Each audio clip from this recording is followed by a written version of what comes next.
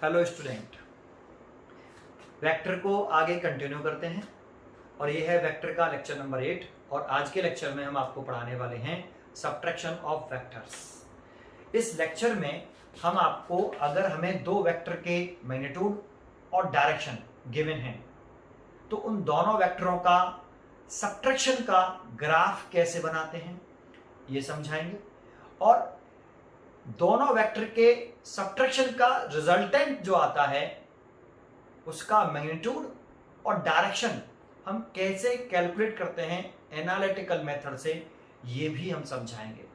और इस टॉपिक के ऊपर न्यूमेरिकल्स भी करने वाले हैं हम आज के लेक्चर में। तो स्टार्ट करते हैं लेक्चर नंबर 8, वेक्टर 08। हेडिंग लगा लेते हैं सब्ट्रैक्शन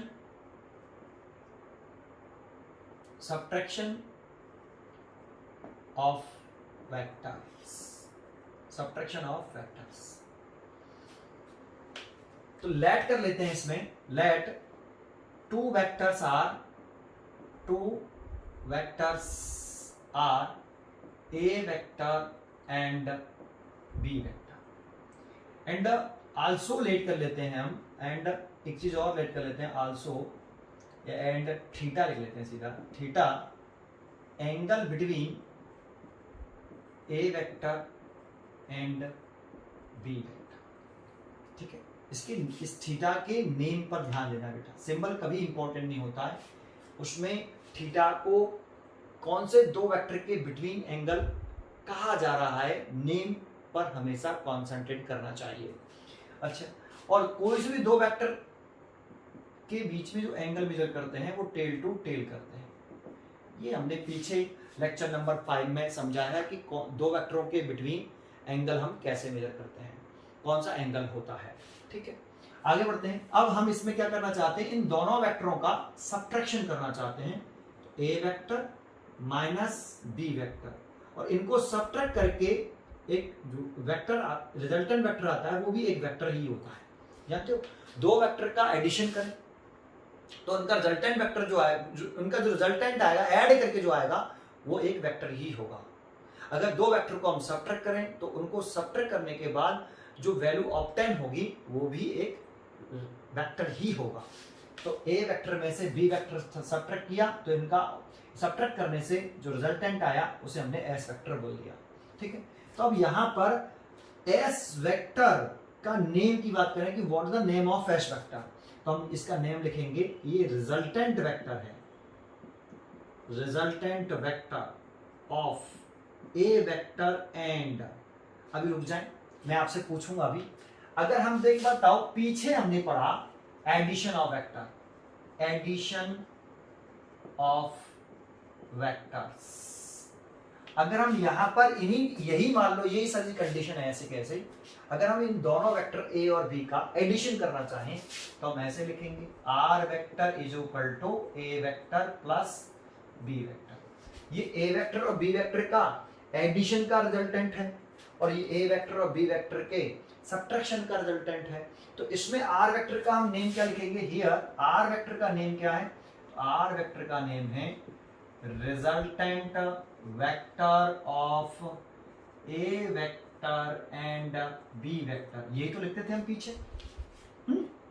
तो इसका नेम बताइए आप, इसका नेम बताइए, एस वेक्टर का नेम क्या लिखोगे, resultant vector of A vector and क्या, बी वेक्टर। अगर इसका भी name resultant vector of A vector and B vector है और उसका नेम भी resultant vector of A vector and B vector है, तो फिर मालूम कैसे पड़ेगा कि ये एडिशन है या सब्ट्रैक्शन है। तो आप जरा समझिए, इसका नेम होगा resultant vector of A vector and minus B vector. Sir ये रिजल्टेंट वेक्टर कह रहे हैं A vector and minus B vector, तो जरा समझो, क्या इसको हम ऐसे लिख सकते हैं, A vector plus and minus B vector. तो देखो, दो वेक्टरों का जो सब्ट्रैक्शन है ना, A vector minus B vector, वो भी एक तरीके से दो वेक्टरों का एडिशन ही है। यहां पर ये कौन से दो वेक्टरों का एडिशन है, आर वेक्टर रिजल्टेंट वेक्टर है, एडिशन है, तो A vector and B vector. यहां एस वेक्टर कौन से दो वेक्टर का एडिशन है, A vector and minus B vector.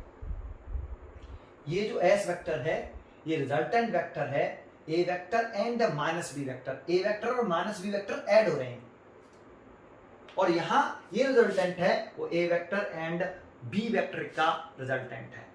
ठीक है, अच्छा इसीलिए मैं कह सकता हूं यहां कि एक बार तो एक वेक्टर के एडिशन के लिए क्या लॉ थे, वेक्टर के एडिशन के लॉ क्या थे, ऐड करने के लॉ क्या थे। तो दो लॉ हमने पढ़े, triangle law of vector addition, triangle law of vector addition, और दूसरा पढ़ा था parallelogram law of vector addition. अगर आपने ये दो लॉ पढ़े एडिशन के थे, क्या ये law triangle law of vector addition और parallelogram law of vector addition क्या सब्ट्रैक्शन के लिए भी इक्वली एप्लीकेबल हैं? तो यस। क्यों? क्योंकि देखो यहां भी हम जो सब्ट्रैक्शन कर रहे हैं A vector minus B vector, इसको हम ऐसे लिख सकते हैं। तो यहां पे भी एक तरह से ये सब्ट्रैक्शन क्या है, ये एडिशन ही है किसका, A vector and minus B vector का एडिशन है। ये A vector minus B vector का एडिशन है और ये A vector plus B vector का एडिशन है। इसीलिए हम कह सकते हैं कि जो सब्ट्रैक्शन के लिए जो लॉ हैं वो इक्वली एप्लीकेबल हैं। कौन से वाले लॉ, जो एडिशन के लॉ थे, triangle law of vector addition और parallelogram law of vector addition equally applicable होंगे सब्ट्रैक्शन ऑफ वेक्टर्स के लिए भी। ठीक है, अगर आपने ये समझा है तो अब इसका नेम भी समझ लिया हमने। ठीक है, अब इसका हम ग्राफिकल मेथड कि दो वेक्टरों का ग्राफिकल मेथड कैसे बनाते हैं, ग्राफ कैसे ड्रॉ करते हैं, तो उसके लिए आपको एडिशन का ग्राफिकल मेथड आना चाहिए, जो कि मैंने लेक्चर नंबर 4 में समझाया। थोड़ा सा समझा देता हूं, अगर आपको ढंग से समझना है ट्राइंगल लॉ ऑफ एडिशन क्या होता है, प्रोग्राम लॉ ऑफ एडिशन कैसा होता है, उसका ग्राफिकल मेथड क्या होता है, ये मैंने आपको लेक्चर नंबर 4 में समझाया। थोड़ा सा डिटेल में नहीं जाएंगे, थोड़ा सा समझाते हैं। जैसे मान लो कि हमें ए वेक्टर का डायरेक्शन और मैग्नीट्यूड गिवन है। यहाँ पे ये जो टू वेक्टर्स हमने लेट किए हैं ए और बी, इनके मैग्नीट्यूड और डायरेक्शन हमें गिवन है। मान लो ए वेक्टर हमें गिवन है ये रहा, ये ए वेक्टर गिवन है हमें ये रहा 1 2 3 4 4। इसका मैग्नीट्यूड है 4 सेंटीमीटर और डायरेक्शन है ईस्ट। तो ए वेक्टर का देखो ये तो मैग्नीट्यूड हो गया 4 सेंटीमीटर, तो इसकी 4 सेंटीमीटर लेंथ खींच ली और डायरेक्शन है ईस्ट, तो ईस्ट दिखाई है मैंने आपको। अच्छा बी वेक्टर में लेट कर लेता हूं कि ये हमारा बी वेक्टर है, 1 सेंटीमीटर 2 सेंटीमीटर एंड 3 सेंटीमीटर, ये बी सेंटीमीटर है, बी है और इसकी मैग्नीट्यूड है 3 सेंटीमीटर। और डायरेक्शन अगर लिखना चाहें तो आपको डायरेक्शन लिखना आती है, इसकी डायरेक्शन लिखनी है तो ये इस जगह पर आप ऐसे बना लीजिए, ऐसे। ये ईस्ट है, ये नॉर्थ है, ये आपका वेस्ट है और ये साउथ है।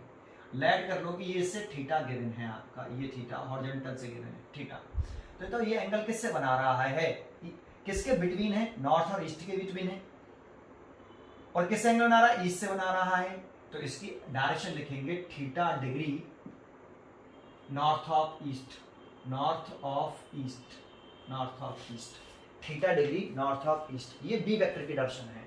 ठीक है, ऐसे डायरेक्शन लिखते हैं। ये चीज मैंने आपको समझाई है कहां पर, representation of two vectors lecture number 2, lecture number 2 में। पीछे का आना चाहिए बेटा आपको, ये सब चीज पढ़ रहे हो तो पहले आपको पीछे का जरूर आना चाहिए। ठीक है, और मैं यही समझ के चलूंगा कि आपको पीछे का एडिशन भी आता है और रिप्रेजेंट कैसे करते हैं और कितने टाइप्स का वेक्टर होता है ये आता है। ठीक है, चलिए ये ए वेक्टर है और ये बी वेक्टर है। अब इसका हमें इसका ग्राफ बनाना है एडिशन का। तो फर्स्ट वेक्टर कौन है भाई, जिन दो वेक्टर को ऐड कर रहे हो उनमें से फर्स्ट वेक्टर कौन है, ए वेक्टर। तो हमें ए वेक्टर सबसे पहले ड्रॉ कर लेना चाहिए। लेकिन जब हम ए वेक्टर ड्रॉ करेंगे तो जो हमें ए वेक्टर गिवन है उसका मैग्नीट्यूड और डायरेक्शन चेंज नहीं होनी चाहिए। जब भी हम ड्रॉ करें तो जो भी हमें गिवन होगा उस ए वेक्टर का मैग्नीट्यूड गिवन होगा, डायरेक्शन गिवन होगी, उसी डायरेक्शन में बनाना है। अपनी मर्जी से किसी भी डायरेक्शन में आप ए वेक्टर को ड्रॉ नहीं कर सकते। तो फर्स्ट वेक्टर ड्रॉ करिए, जिन दो वेक्टर को ऐड करना है उनमें से फर्स्ट वेक्टर ड्रॉ कर लीजिए। तो ए वेक्टर ड्रॉ करना है मेरे को, तो मैंने देखो ये ए वेक्टर ड्रॉ कर दिया, ये रहा 1 2 3 और 4, ये आपका ए वेक्टर है। अब फर्स्ट वेक्टर के हेड से, फर्स्ट वेक्टर ध्यान सुनना, फर्स्ट वेक्टर के हेड से सेकंड वेक्टर जिसको ऐड कर रहे हैं, फर्स्ट वेक्टर का हेड तो फर्स्ट वेक्टर हो गया ए वेक्टर, फर्स्ट पोजीशन पर है इसीलिए ए वेक्टर। सेकंड वेक्टर का टेल कनेक्ट कर देते हैं, तो फर्स्ट वेक्टर के हेड से सेकंड वेक्टर का टेल ऐसे और ये देखो इस हॉरिजॉन्टल लाइन से ये थीटा एंगल बनाते हुए था 1 2 और ये 3, ये हो गया बी वेक्टर। अब रिजल्टेंट वेक्टर कैसे ड्रॉ करते हैं? टेल से टेल और हेड से हेड, टेल से हेड टेल, और रिजल्टेंट वेक्टर ड्रॉ करते थे टेल से टेल और हेड से हेड, या ये कह सकते हैं ये रिजल्टेंट वेक्टर ड्रॉ करते हैं ए वेक्टर और बी वेक्टर के अपोजिट ऑर्डर में। ए और बी सेम ऑर्डर में हो गए और बी इसके अपोजिट ऑर्डर में अरेंज कर दो, ये बोल सकते हो, या सिंपली बोल दो टेल से टेल और हेड से हेड कनेक्ट कर देंगे तो ये रिजल्टेंट वेक्टर हो गया। और ये हो गया हमारा ये वाला, ये एडिशन का ग्राफ है ना। ये तो दो वेक्टर के एडिशन का ग्राफ बता दिया मैंने। अब अगर हमें दो वेक्टर के सब्ट्रैक्शन का ग्राफ बनाना है तो कैसे ग्राफ बनाएंगे? तो जरा देखो, जिन दो वेक्टरों को सब्ट्रैक्ट करना है, जैसे ये इन दोनों को करना है, तो हमेशा इसको हमेशा ऐसे लिख लो पहले। और मान लो हमें ये दो वेक्टर दे रखे हैं, वो यही वाले हैं, यही दो वेक्टर दे रखे हैं, A vector arrow B vector arrow, और अब आपको ग्राफ बनाना है इसका। तो आप इसका ग्राफ कैसे बनाओगे? तो देखते हैं। जानते हो सब्ट्रैक्शन के भी दो मेथड होते थे, दो मेथड होते हैं ग्राफ बनाने के, दोनों बताऊंगा, दोनों को सीखना जरूरी है बेटा, ठीक है। तो दोनों ग्राफ इसके दो मेथड होते हैं, दोनों को सीखना है आपको। तो देखो स्टार्ट करते हैं, है ना, स्टार्ट करते हैं ग्राफिकल मेथड इसका। तो देखो पहला वेक्टर इसमें भी ड्रॉ करो, फर्स्ट वेक्टर ड्रॉ कर लो, जिन दो वेक्टरों को सब्ट्रैक्ट करना है उसमें से फर्स्ट वेक्टर ड्रॉ कर लो। तो फर्स्ट वेक्टर ये 4 मीटर ईस्ट, तो हम फर्स्ट वेक्टर ड्रॉ कर लेंगे और डायरेक्शन और मैग्नीट्यूड चेंज नहीं होना चाहिए। तो फर्स्ट वेक्टर ड्रॉ कर लिया, देखो मैंने ये 1 2 3 एंड 4, ये मैंने बना दिया, ये ए वेक्टर है। लेकिन अब हमें सब्ट्रैक्शन का ग्राफ बनाना है, तो दूसरा वेक्टर कौन सा है हमारे पास? प्लस का भी या फिर माइनस का भी। भाई यहाँ पे तो दूसरा वेक्टर जो था वो प्लस का भी था, लेकिन यहाँ पर हमारा जो दूसरा वेक्टर है वो माइनस भी है। और देखो ये एडिशन का ग्राफ लग रहा है, तो जैसे एडिशन करते हैं वैसे सब्ट्रैक्शन करना है। एडिशन तो बना हुआ है यहाँ पर प्लस, लेकिन दूसरा वेक्टर जो ऐड करना है वो माइनस भी है। पहले दूसरा वेक्टर जो ऐड करना था वो प्लस भी था। तो क्या हमारे पास माइनस बी वेक्टर का ग्राफिकल रिप्रेजेंटेशन है? तो नहीं है। तो हमें पहले माइनस बी वेक्टर ड्रॉ करना है, वो करना पड़ेगा। वो कैसे कर सकते हैं? जानते हो माइनस बी वेक्टर मतलब अपोजिट वेक्टर। तो आपको अपोजिट वेक्टर की डेफिनेशन आती है। तो आपको क्या करना है कि B vector minus B vector कैसे ड्रॉ करते हैं कि जो बी वेक्टर है उस उतनी लेंथ का, जितनी लेंथ बी वेक्टर की है उतनी ही लेंथ का, but opposite direction, different direction नहीं, अपोजिट डायरेक्शन, इसके जस्ट एंटी पैरेलल बना लीजिए आप। एक वेक्टर ड्रॉ करिए वो माइनस बी वेक्टर। आपको याद हो अगर अपोजिट वेक्टर किसे कहते हैं या नेगेटिव वेक्टर किसे कहते हैं? ऐसे वेक्टर जिनके मैग्नीट्यूड सेम हो और डायरेक्शन अपोजिट हो। तो देखो यहाँ इन दोनों वेक्टर के मैग्नीट्यूड सेम है और डायरेक्शन अपोजिट है। चलो मैग्नीट्यूड कैसे सेम है? क्योंकि इनकी लेंथ सेम है। किसी भी वेक्टर की लेंथ उस वेक्टर के मैग्नीट्यूड को रिप्रेजेंट करती है, सीधा सा, ठीक है। तो ये माइनस बी वेक्टर हो गया। अब देखो यहां तो हमने सेकंड वेक्टर बी वेक्टर था, तो फर्स्ट वेक्टर के हेड से सेकंड वेक्टर का टेल कनेक्ट कर दिया था। यहां पर फर्स्ट वेक्टर के हेड से सेकंड वेक्टर कौन है? माइनस बी वेक्टर है। तो फर्स्ट वेक्टर के हेड से सेकंड वेक्टर का tail minus B vector connect करना है, टेल कनेक्ट करना है। तो देखो ये आ गया ऐसे, जस्ट अपोजिट आ जाएगा बेटा। ये 1 2 और ये 3, ये 3। देखो अगर ऊपर की तरफ ड्रॉ करेंगे जस्ट इसके जस्ट ऐसे 1 2 और ये 3, तो ये तो प्लस के बी वेक्टर होगा और ये होगा माइनस बी वेक्टर। इन दोनों की लेंथ सेम है और डायरेक्शन जस्ट अपोजिट है ऐसे। तो ये तो प्लस बी वेक्टर मैंने बनाया, देखो उसमें भी बनाया, ये माइनस बी वेक्टर है। माइनस बी वेक्टर, आपको ए वेक्टर में माइनस बी वेक्टर तो ऐड करना है, तो ए वेक्टर में माइनस बी वेक्टर ऐड किया। अगर आपको ए वेक्टर में प्लस बी वेक्टर ऐड करना तो ऊपर की तरफ चला जाता है ना। चलिए अब रिजल्टेंट वेक्टर ड्रॉ करें। तो इसमें कैसे किया था? टेल से टेल, हेड से हेड। इसका भी रिजल्टेंट, इन दोनों का रिजल्टेंट यही तो है। तो ए वेक्टर और माइनस बी का रिजल्टेंट ड्रॉ करना है, तो ए वेक्टर ये रहा और माइनस बी ये रहा, टेल से टेल और हेड से हेड। ये देखो ये हो गया आपका एस वेक्टर और इसकी वैल्यू हो गई A vector minus B vector.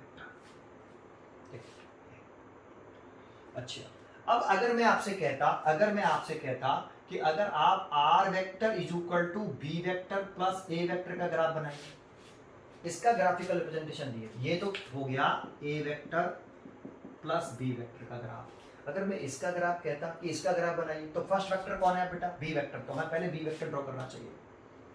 ये देखो बी वेक्टर, हॉरिजॉन्टल से थीटा एंगल बनाते हो, ये बी वेक्टर। फर्स्ट वेक्टर, अब बी फर्स्ट पोजीशन पर बी वेक्टर है बेटा, बी वेक्टर 1 2 3। सेकंड वेक्टर कौन है? ए। तो फर्स्ट वेक्टर के हेड से सेकंड वेक्टर का टेल, तो सेकंड वेक्टर ए है। अब सेकंड पोजीशन पर ए आ गया, तो फर्स्ट वेक्टर के हेड से सेकंड वेक्टर का टेल, तो सेकंड वेक्टर का टेल ये देखो ऐसे। तो फर्स्ट वेक्टर के हेड, बी वेक्टर के हेड से सेकंड वेक्टर का टेल लगाया मैंने, ए वेक्टर, सेकंड वेक्टर है ए वेक्टर, है ना। ये 1, ये 2, ये 3 और ये 4।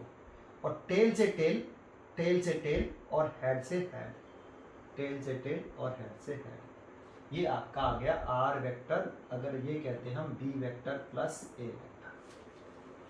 ऐसे अगर मैं इसमें आपसे कहता कि अगर एस वेक्टर ड्रॉ करिए B vector minus A vector, इसका ग्राफ बनाइए, और यही गिवन है ए और बी। तो अब देखो फर्स्ट वेक्टर कौन है? B vector. तो बी वेक्टर प्लस का है, तो हमें प्लस का भी उठाना है, तो प्लस का भी उठा लीजिए पहले आप वहां से। तो मैंने ये उठा लिया प्लस का बी वेक्टर, इससे थीटा एंगल बनाते हुए ये बी वेक्टर 1 2 एंड 3, ठीक है। अब हमें दूसरा वेक्टर चाहिए माइनस ए वेक्टर, इसको ऐसे लिख सकते हैं B vector plus and minus A vector. अब ए वेक्टर माइनस का है बेटा, तो ए वेक्टर माइनस का, लेकिन हमारे पास तो ए वेक्टर प्लस का है, तो इसका माइनस ए वेक्टर चाहिए, तो ये इसका जस्ट अपोजिट ये वाला हो गया माइनस ए वेक्टर। इसका मैग्नीट्यूड सेम ही होगा, 4 सेंटीमीटर 4 सेंटीमीटर, डायरेक्शन अपोजिट हो जाएगी, जस्ट अपोजिट, एंटी पैरेलल। तो देखो फर्स्ट वेक्टर के हेड से सेकंड वेक्टर का टेल, ये 1 2 3 4, ये देखो ये आ गया बी वेक्टर, ये आ गया B vector, sorry A vector, minus A vector, sorry minus A vector. Tail से टेल और हेड से हेड, तो टेल से टेल और हेड से हेड, देखो ये रिजल्ट एस वेक्टर हो गया B vector minus A vector. समझ में आया आपको? S vector is equal to B vector minus A vector, इसको बोल सकते हो आप, ठीक है। अब जरा चेक करके देखो, इस आर वेक्टर की डायरेक्शन और इसकी डायरेक्शन ऐसा लग रही है कि सेम डायरेक्शन में आए हैं, जबकि यहाँ देखो इसकी डायरेक्शन बिल्कुल पलट गई है, देख रहे हैं? इसकी डायरेक्शन इधर की तरफ है और इसकी डायरेक्शन ऊपर की तरफ है, जबकि इसकी ऐसे थी, इसकी देखो ऐसे ऑब्लिक, इसकी भी ऐसे आ रही है ना। तो यहाँ जानते हो, ये यहाँ पर जो वेक्टर का एडिशन होता है, ये कॉम्यूटेटिव लॉ को ऑब्जर्व करता है। कॉम्यूटेटिव लॉ मतलब ए वेक्टर प्लस बी वेक्टर और B vector plus A vector magnitude और डायरेक्शन में सेम होते हैं। मैग्नीट्यूड और डायरेक्शन में ए वेक्टर प्लस बी वेक्टर का मैग्नीट्यूड निकाल लो और B vector plus A vector का मैग्नीट्यूड निकाल लो, सेम। डायरेक्शन निकाल लो ए वेक्टर प्लस बी वेक्टर की, B vector plus A vector direction निकाल लो, सेम। तो ये कॉम्यूटेटिव लॉ को ऑब्जर्व करते हैं। बट यहाँ की बात करें तो इनकी डायरेक्शन अपोजिट है, लेकिन मैग्नीट्यूड सेम होते हैं। अभी आगे समझाऊंगा ये। A vector minus B vector का मैग्नीट्यूड और B vector minus A vector का मैग्नीट्यूड तो इक्वल होगा, बट डायरेक्शन अपोजिट होगी। देखो अपोजिट डायरेक्शन दिखाई दे रही है, बिल्कुल अपोजिट आ रही है।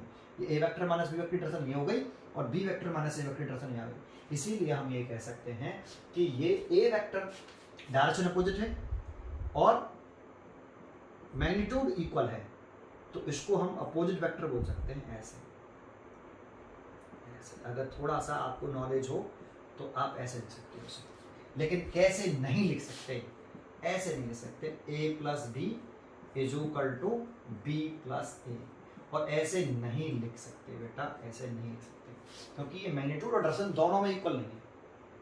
बट मैग्नीट्यूड में इक्वल है ये, सॉरी गलत लिखा, ये ऐसे।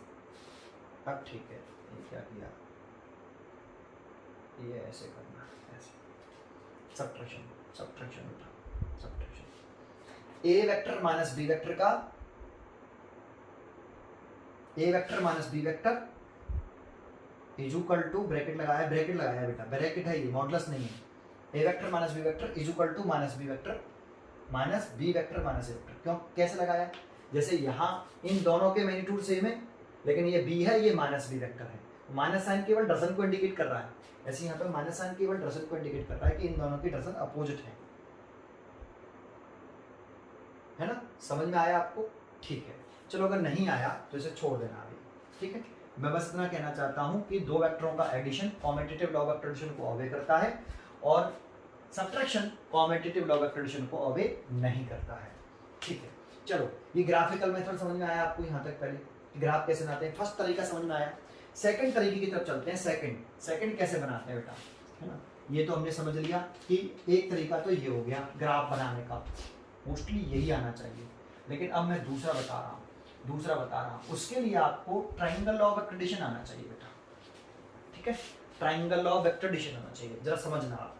ट्राइंगल लॉ ऑफ एक्ट्रेडिशन आना चाहिए, अगर नहीं आता है तो जरूर देखें, है ना। ट्राइंगल लॉ ऑफ एक्ट्रेडिशन ग्राफिकल मेथड में लिखा है, लेक्चर नंबर 4। देखो अब दो वेक्टरों का दूसरा तरीका बता रहा हूँ एडिशन करने का, ग्राफिकल मेथड। दोनों ही आने चाहिए जर्मन, वेरी मोस्ट इंपॉर्टेंट। ठीक है, जरा ध्यान दीजिए। अब हमें दूसरे मेथड से कैसे बनाना है इनका एडिशन, तो सब्ट्रैक्शन की बात कर रहा हूँ। तो फर्स्ट वेक्टर ड्रॉ करिए, फर्स्ट वेक्टर ए है, तो फर्स्ट वेक्टर ड्रॉ कर लीजिए ए। इस मेथड को ध्यान से सुनना, ये फर्स्ट वेक्टर ड्रॉ कर लीजिए ए। अब दूसरा वेक्टर है जरूर minus B vector.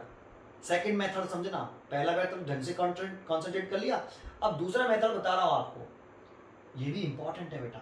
First vector आप ड्रॉ कर लीजिए ए वेक्टर, सेकंड वेक्टर कौन सा है, माइनस बी वेक्टर है, लेकिन आप प्लस का बी ही ड्रॉ करिए। लेकिन कहां से ड्रॉ करिए, टेल से ड्रॉ करिए बेटा। ये तो टेल से ड्रॉ करें, प्लस का बी ड्रॉ करें बेटा। है भले ही माइनस बी है, लेकिन आप प्लस बी ड्रॉ करिए, लेकिन टेल से ड्रॉ करिए। तो प्लस बी ये रहा, तो ये ड्रॉ कर दिया हमने, ये वाला, ये प्लस बी, ये प्लस बी, ये हो गया प्लस बी। लेकिन अब ये टेल से टेल ड्रॉ किए हैं, देखो मैंने। ये सेकंड मेथड है सब्ट्रैक्शन का, बता रहा हूँ, ध्यान से सुनना। ये बना लिया, इसके एक साथ और बना लेता हूँ, एक और बना लेता हूँ। इसी को सिमिलरली दोबारा से रिपीट कर लिया मैंने, दो बना लिए एक साथ। ये ए वेक्टर है और ये बी वेक्टर है, ये ए वेक्टर है और ये बी, ये ए रिपीट कर लिए हैं, मिरर बना लिए। ये एक बार ये बना लिए, एक बार ये बना लिए। अब बताओ जरा सुनो, आगे क्या करते हैं। तो इसमें इसको इससे ज्वाइन कर दें ऐसे। अब ज्वाइन इसको भी कर दें, इसको इससे ज्वाइन कर दें, ट्राइंगल बना लें ऐसे ऐसे। अब उसके बाद हम जो एरो बना सकते हैं इसमें, एक बार नीचे एरो बना सकते हैं भाई, और एक बार एरो हम ऊपर बना सकते हैं। तो मैंने इसमें नीचे एरो बना दिया, उसमें मैंने ऊपर एरो बना दिया। इसको लिख दिया मैंने एस वेक्टर और इसको भी लिख दिया मैंने एस वेक्टर। अब बस मेरे को इतना देखिए, आपको ट्राइंगल लॉ ऑफ एक्ट्रेडिशन आता है, triangle law of vector addition. Sir addition का ग्राफ बनाना नहीं, सब्ट्रैक्शन के बना रहे बेटा। एडिशन आता है, अगर आता है तो देख के बताइए कि इन तीनों वेक्टरों में से अपोजिट ऑर्डर में कौन सा वेक्टर अरेंज है, और सेम ऑर्डर में कौन से दो वेक्टर अरेंज हैं, सेम ऑर्डर में कौन से दो वेक्टर अरेंज हैं, और अपोजिट वेक्टर ऑर्डर में कौन सा वेक्टर अरेंज है। या फिर मेरे को देख के बता दीजिए इन तीनों में से रिजल्टेंट वेक्टर कौन सा है, कोई भी एक चीज बता दीजिए। तो मैं कहूंगा कि इसमें मैं रिजल्टेंट वेक्टर देख रहा हूं, तो रिजल्टेंट वेक्टर है ए वेक्टर। रिजल्टेंट वेक्टर वो होता है, पहचानने का दो तरीके होते हैं, या तो जो अपोजिट ऑर्डर में अरेंज है दोनों वेक्टर के, वो रिजल्टेंट है, या एक दूसरा तरीका होता है पहचानने का जिसका टेल से टेल और हेड से हेड लगा होता है, वो रिजल्टेंट होता है। जब देखो क्या ये रिजल्टेंट है, ये टेल तो है लेकिन टेल हेड है, रिजल्टेंट नहीं है। टेल से टेल और हेड से हेड हो वो रिजल्टेंट होता है। तो ये रिजल्टेंट नहीं है, ये रिजल्टेंट है, ये टेल हेड है, ये रिजल्टेंट नहीं है, ये हेड हेड है, ये रिजल्टेंट नहीं है, लेकिन ये रिजल्टेंट है, हेड हेड है और टेल टेल है। तो yes, A is a resultant vector. तो जो रिजल्टेंट वेक्टर है, किसका रिजल्टेंट वेक्टर है बेटा, बी और एस सेम ऑर्डर में है, बी और एस सेम ऑर्डर में है और ए इसके अपोजिट ऑर्डर में है। तो ए वेक्टर रिजल्टेंट हुआ, इसको ऐसे लिख सकते हैं। तो यहाँ से अगर मैं एस वेक्टर की वैल्यू कैलकुलेट करूँ एस की, तो देखो एस की निकालना है तो इसको ला सकते हो आप। तो क्या लिख सकते हो, ए वेक्टर माइनस बी वेक्टर। तो यहाँ ये जो ग्राफ है, ये वाला जो ए वेक्टर माइनस बी वेक्टर है। इसमें बात करूं तो इसमें देखो चेक करके बताओ, इस वाले में रिजल्टेंट वेक्टर कौन सा है, चेक करके बताइए। तो देखो क्या ये रिजल्टेंट है, हेड टेल रिजल्टेंट नहीं। क्या ये रिजल्टेंट है, हेड टेल रिजल्टेंट नहीं। क्या ये रिजल्टेंट है, head head tail tail, yes ये रिजल्टेंट है। तो यहाँ बी वेक्टर रिजल्टेंट है, तो बी वेक्टर को साइड में लिखिए और इन दोनों को ऐड कर लीजिए, ए वेक्टर प्लस एस वेक्टर। तो यहाँ से आप एस वेक्टर कैलकुलेट करोगे तो ए वेक्टर को इधर लाओगे, ए वेक्टर को इधर लाए तो कितना आया, B vector minus A vector. तो ये जो एस वेक्टर है ये B vector minus A vector है। तो चेक करा आपने, एस वेक्टर की डायरेक्शन नीचे की तरफ, ए वेक्टर माइनस बी वेक्टर की डायरेक्शन नीचे की तरफ आ रही है, और B vector minus A vector की डायरेक्शन ऊपर की तरफ आ रही है। तो यहाँ पे भी इनकी डायरेक्शन जस्ट अपोजिट आती है। अब बताओ, ये एंगल थीटा है और ये एंगल थीटा है, अगर ये थीटा थीटा बराबर हैं तो इसकी लंबाई और इसकी लंबाई बराबर नहीं होगी। इस वेक्टर की लंबाई और इस वेक्टर की लंबाई, भाई ये एंगल, ये ए वेक्टर तो ये वाला ए वेक्टर सिमिलर वेक्टर रहेंगे, बी वेक्टर भी है, और ये इनके बीच में थीटा है तो इनके बीच में भी थीटा है। तो ये सेपरेशन और ये सेपरेशन इक्वली तो होगी। लेंथ, इस वेक्टर की लेंथ और इस वेक्टर की लेंथ सेम नहीं होगी, सेम होगी। तो लेंथ सेम तो that means magnitude same. But direction कैसे दिख रही है आपको, अपोजिट दिख रही है। तो डायरेक्शन अपोजिट है, मैग्नीट्यूड सेम है। किसका, A vector minus B vector का मैग्नीट्यूड और B vector minus A vector का magnitude equal, but direction A vector minus B vector की डायरेक्शन और B vector minus A vector की डायरेक्शन अपोजिट है। ये यहां कंसेप्ट है बेटा, और ये ग्राफिकल मेथड है, ये सेकंड मेथड है बेटा। समझ में आया आपको, ये सेकंड मेथड, दोनों ही आपको आना चाहिए, मैंने दोनों सिखाए आपको। चलो आगे सुनते हैं बेटा, खत्म करते हैं इसको। ग्राफिकल समझ में आया, ठीक है, सबट्रैक्शन का ग्राफिकल समझ में आया। अब बात करते हैं हम सीधे सीधे इसके रिजल्टेंट वेक्टर का मैग्नीट्यूड कैसे निकालते हैं, एनालिटिकल मेथड बताते हैं। एनालिटिकल मतलब इसकी वैल्यू कैसे कैलकुलेट करते हैं।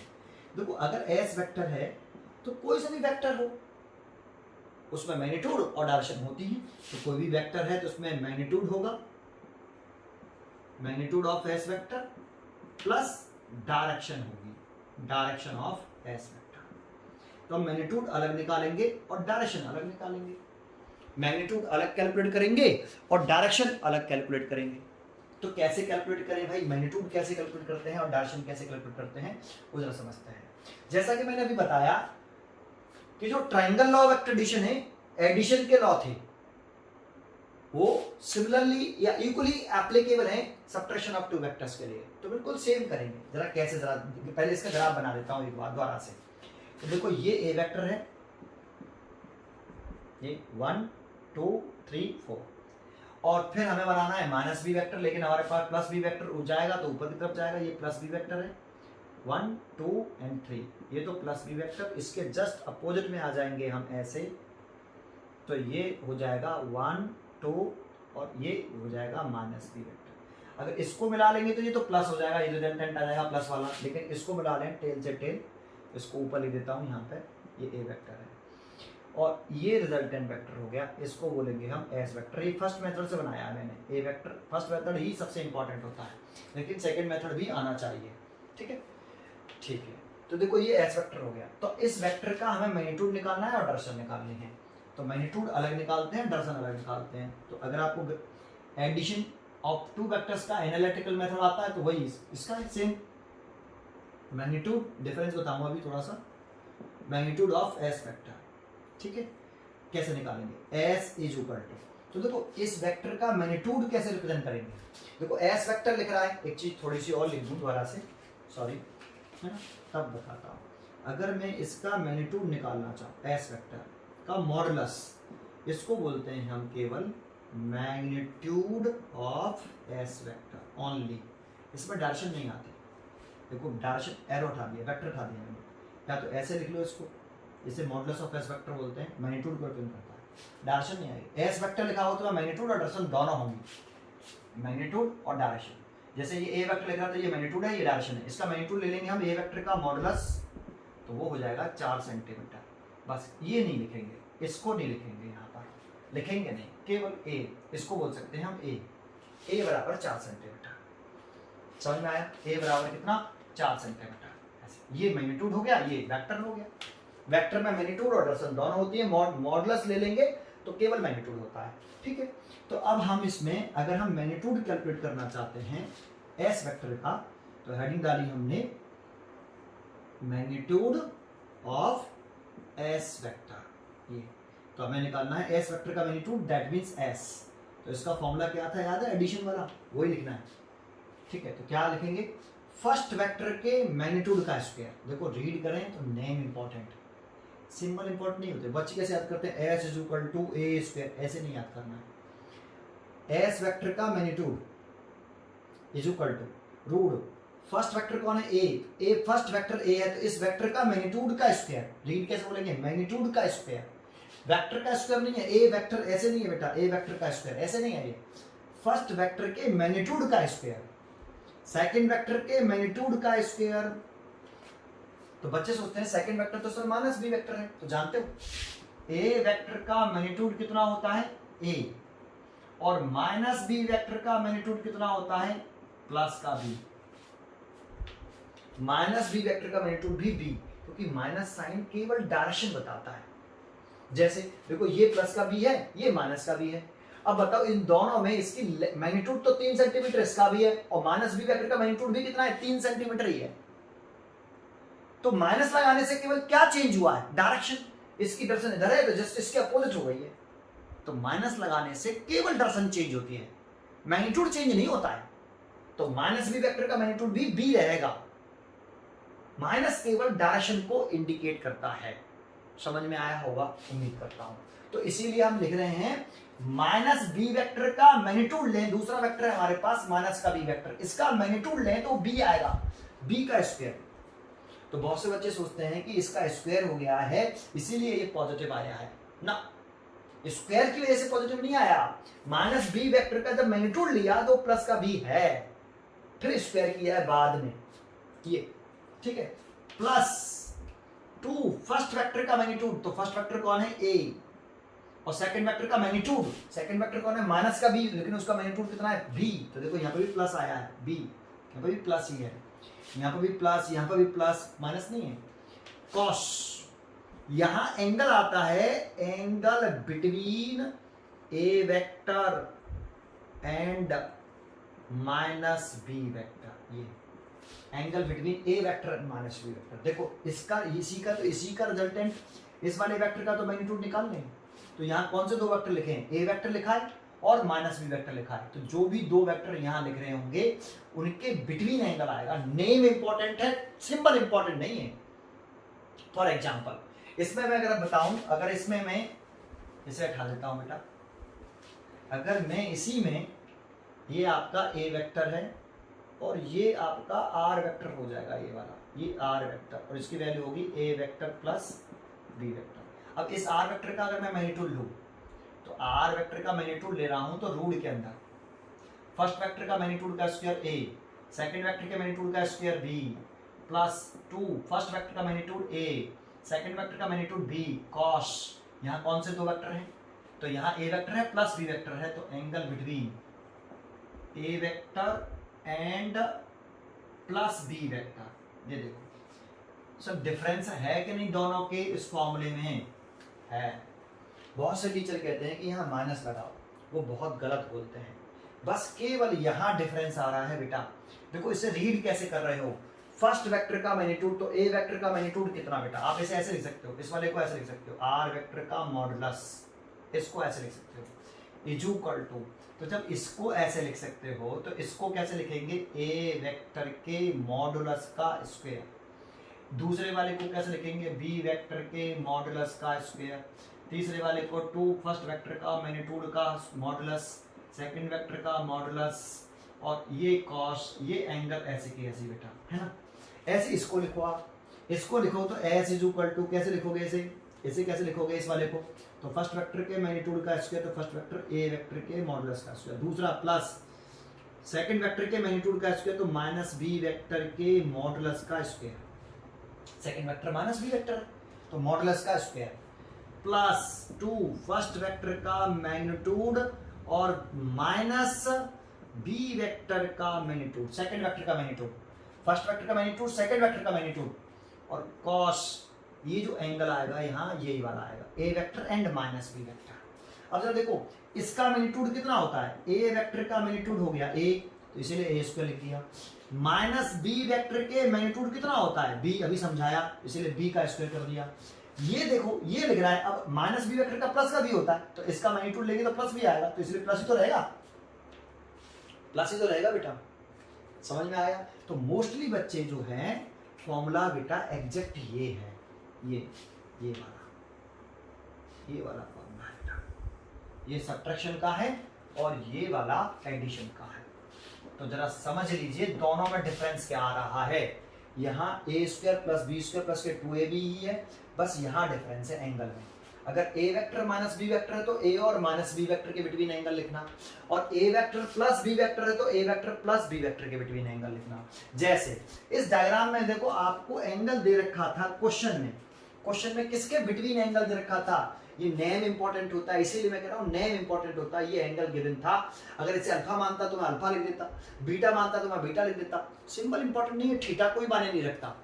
Angle between A vector and plus B vector है, तो ए वेक्टर का एक्सटेंड करना पड़ेगा। टेल एंगल लेते तो ए वेक्टर को एक्सटेंड कर लेंगे, तो ये देखो ये ए वेक्टर का ये वाला एक्सटेंड कर लिया हमने, आगे बढ़ा लिया, हेड यहाँ पहुंच गया और टेल यहाँ, तो ये टेल टू टेल एंगल हो गया। ये किसके बिटवीन एंगल हो गया, A vector plus B vector के बिटवीन एंगल दिया है हमें। तो यहाँ पे तो हम थीटा लिख देंगे बेटा, r is equal to root के अंदर, अगर मैं इसको कंप्लीट करना चाहूँ एज अ फिगर, इस फिगर के अकॉर्डिंग फॉर्मूला हमें यही याद करना, नीचे वाला याद नहीं करना, हमें यही फॉर्मूला याद करना, यही वाला फॉर्मूला याद करना, नीचे वाला नहीं करना, तो थीटा तो बदलता रहता है। अभी डायग्राम में मैं यहाँ अल्फा लिखता तो अल्फा लिखना पड़ता, ये थोड़ी कि आप थीटा को रट्टा मार लो, ठीक है। तो ये थीटा लिख लिया, तो A square plus B square plus 2ab cos theta. लेकिन अगर हम यहाँ याद करते तो फॉर्मूला यही याद करना है, फिर बोल रहा हूँ ये कोई फॉर्मूला नहीं है नीचे वाला। तो S is equal to root के अंदर A square plus B square plus 2ab cos. अब angle between A vector and minus B vector कितना है इसमें देखो, तो एंगल बिटवीन ए वेक्टर ये रहा और माइनस का बी वेक्टर ये रहा, ये ए वेक्टर है और ये माइनस बी वेक्टर है। तो ए वेक्टर ये तो एंगल हो गया, थीटा का नेम तो ये लिख ही रहा है। लेकिन अगर मैं आपसे ये पूछता कि angle between A vector and minus B vector कितना होगा, तो ए वेक्टर तो ये वाला हो गया, एक्सटेंड करके टेल लेना है, ए वेक्टर को एक्सटेंड कर लिया, टेल ये आ गया यहाँ पे, और B vector minus B vector का टेल ये रहा, तो यही तो एंगल हो गया बेटा। और ये एंगल कितना होगा देख के बताओ, ये पूरा 180, उसमें से थीटा सब्ट्रैक्ट करो तो ये वाला एंगल आएगा 180 माइनस का थीटा, तो ये एंगल आएगा 180 माइनस का थीटा। तो यहाँ पर कितना एंगल लिखना पड़ेगा आपको, cos 180 माइनस का थीटा। मैंने फिर कहूँगा कि ये कोई फॉर्मूला नहीं है, यही फॉर्मूला है, बस आपको यहाँ ध्यान रखना है कि कौन सा एंगल लिखना है, बाकी का सेम ही होता है, एडिशन सब्ट्रैक्शन देखो। और ये ट्राइंगल लॉ ऑफ एडिशन था, इसी में triangle law of addition value लगा दिया मैंने। अगर डिफरेंस बता रहा हूँ आपको क्या करना है, ये मैग्नीट्यूड निकालने का फॉर्मूला है ना। तो एक बात बताओ मेरे को, छोटी सी एक बात मेरे को छोटी सी बता दो, नंबर 1 एक बता दो बस ओनली, देखो ये बहुत अच्छा पॉइंट हो जाएगा, यहीं खत्म कर देता हूँ उसको, कि दो वेक्टरों के एडिशन का मैग्नीट्यूड, ए और बी वेक्टर को ऐड करें, उसका जो रिजल्टेंट वेक्टर आए उसका मैग्नीट्यूड, और उन्हीं दो वेक्टरों को, दूसरे को नहीं, उन्हीं दो वेक्टरों को हम सब्ट्रैक्ट करें, उनका रिजल्टेंट आए उसका मैग्नीट्यूड, क्या इक्वल हो सकते हैं? नहीं, दो वेक्टर के एडिशन का मैग्नीट्यूड कह रहा हूं, दो वेक्टरों का एडिशन नहीं कह रहा, दो वेक्टर के एडिशन का मैग्नीट्यूड और उन्हीं दो वेक्टर के सब्ट्रैक्शन का मैग्नीट्यूड पे खास ध्यान रखें, क्या इक्वल हो सकता है किसी भी कंडीशन में? किस कंडीशन में दो वेक्टर के एडिशन का मैग्नीट्यूड और उन्हीं दो वेक्टर के सब्ट्रैक्शन का मैग्नीट्यूड इक्वल हो सकता है? तो यस, कब हो सकता है? जब दो वेक्टर के बिटवीन एंगल 90 डिग्री हो। सर 90 डिग्री होने पर इक्वल कैसे हो जाएगा? तो देखो बड़ा आसान है, चलो देख लूं कि जगह है नीचे है। देखो ये एक बात बताओ, ये ए वेक्टर है और ये मैंने बना लिया बी वेक्टर, तो बताओ ए वेक्टर और बी वेक्टर के between tail to tail angle ये वाला होगा, इसको एक्सटेंड करना पड़ेगा, जिसका हेड होता है उसे एक्सटेंड कर देते हैं, तो ये 90 डिग्री है। ये किसके बिटवीन एंगल हो गया? A vector plus B vector के बिटवीन। तो ये रिजल्टेंट वेक्टर हो गया बेटा, ये रिजल्टेंट वेक्टर हो गया आर वेक्टर, और इसकी वैल्यू हो गई A vector plus B vector. अगर मैं अब माइनस बी वेक्टर ड्रॉ करना चाहूं, तो मैं माइनस बी वेक्टर ड्रॉ करूं तो नीचे की तरफ आएगा बेटा, ऐसे जस्ट अपोजिट, ऐसे ये माइनस बी वेक्टर, और ये माइनस बी वेक्टर आया, और ए वेक्टर और माइनस बी वेक्टर के बिटवीन एंगल होगा ये वाला 90 डिग्री। देखो ए वेक्टर प्लस बी वेक्टर के बीच में भी 90 डिग्री ऊपर वाला, ए वेक्टर और माइनस बी वेक्टर के बीच में भी 90 डिग्री, और ये हो गया आपका एस वेक्टर। इसकी वैल्यू हो गई A vector minus B vector. अब देखो जरा, अगर मैं ए वेक्टर प्लस बी वेक्टर का मैग्नीट्यूड निकालूं तो इस फॉर्मूले से निकालूंगा, और थीटा 90 डिग्री रख दूं तो 90 डिग्री रखने पर आर की वैल्यू कितनी आएगी, A square plus B square.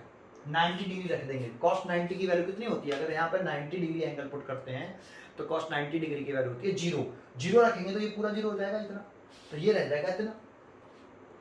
और अगर मैं इस वाले फॉर्मूले में पुट कर दूं s is equal to root के अंदर 90 डिग्री यहाँ पर भी पुट कर दूं, क्यों, क्योंकि a vector plus b vector के बीच में 90 डिग्री है, लेकिन यहाँ पर तो पुट करना है a vector minus b vector के बिटवीन एंगल, तो a वेक्टर और माइनस b वेक्टर के बिटवीन कितना है 90 डिग्री है, तो पुट कर दूंगा तो ये a square plus b square.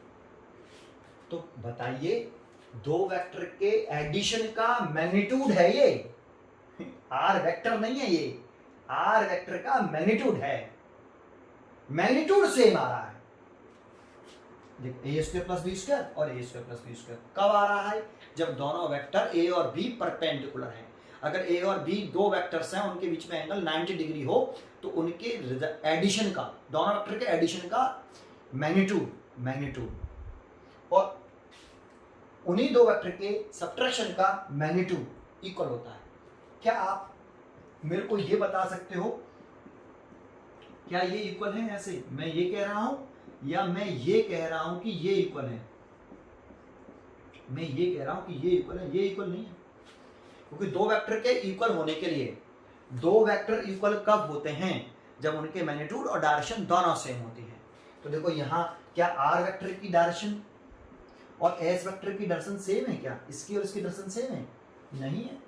तो ये वाली बात तो बिल्कुल ही रॉन्ग है, ये दोनों वेक्टर इक्वल नहीं है बेटा। एडिशन और सब्ट्रैक्शन, दो वेक्टर का एडिशन और सब्ट्रैक्शन का जो रिजल्टेंट है वो इक्वल नहीं है। हाँ, उन दोनों वेक्टरों के एडिशन का मैग्नीट्यूड निकाल लो, केवल मैग्नीट्यूड, लेंथ निकाल लो, लेंथ, डायरेक्शन नहीं, डायरेक्शन छोड़ दो, केवल लेंथ निकाल लो उसकी एडिशन की, तो मैंने लेंथ निकाली ये आई, और सब्ट्रैक्शन निकाला तो मैग्नीट्यूड निकाला तो ये आया। तो ये मैग्नीट्यूड में इक्वल है बेटा, डायरेक्शन में इक्वल नहीं है। That means modulus of A vector plus B vector equal है modulus of A vector minus B vector. Modulus लगाना जरूरी है, मैं ये नहीं कह रहा कि ये इक्वल है बेटा, ये इक्वल नहीं है बेटा। क्यों इक्वल नहीं है? क्योंकि इसकी डायरेक्शन इसकी डायरेक्शन इक्वल नहीं है, लेकिन हाँ इनके मैग्नीट्यूड इक्वल है, तो मॉडुलस लगा लिया, डायरेक्शन हट गई, डायरेक्शन हट गई तो मैग्नीट्यूड इक्वल है बेटा। ये राइट है और ये इक्वल नहीं हो सकते, ठीक है। तो एक क्वेश्चन बनता है कि किस कंडीशन में दो वेक्टरों के एडिशन का मैग्नीट्यूड और उन्हीं दो वेक्टर के सब्ट्रैक्शन का मैग्नीट्यूड इक्वल होता है।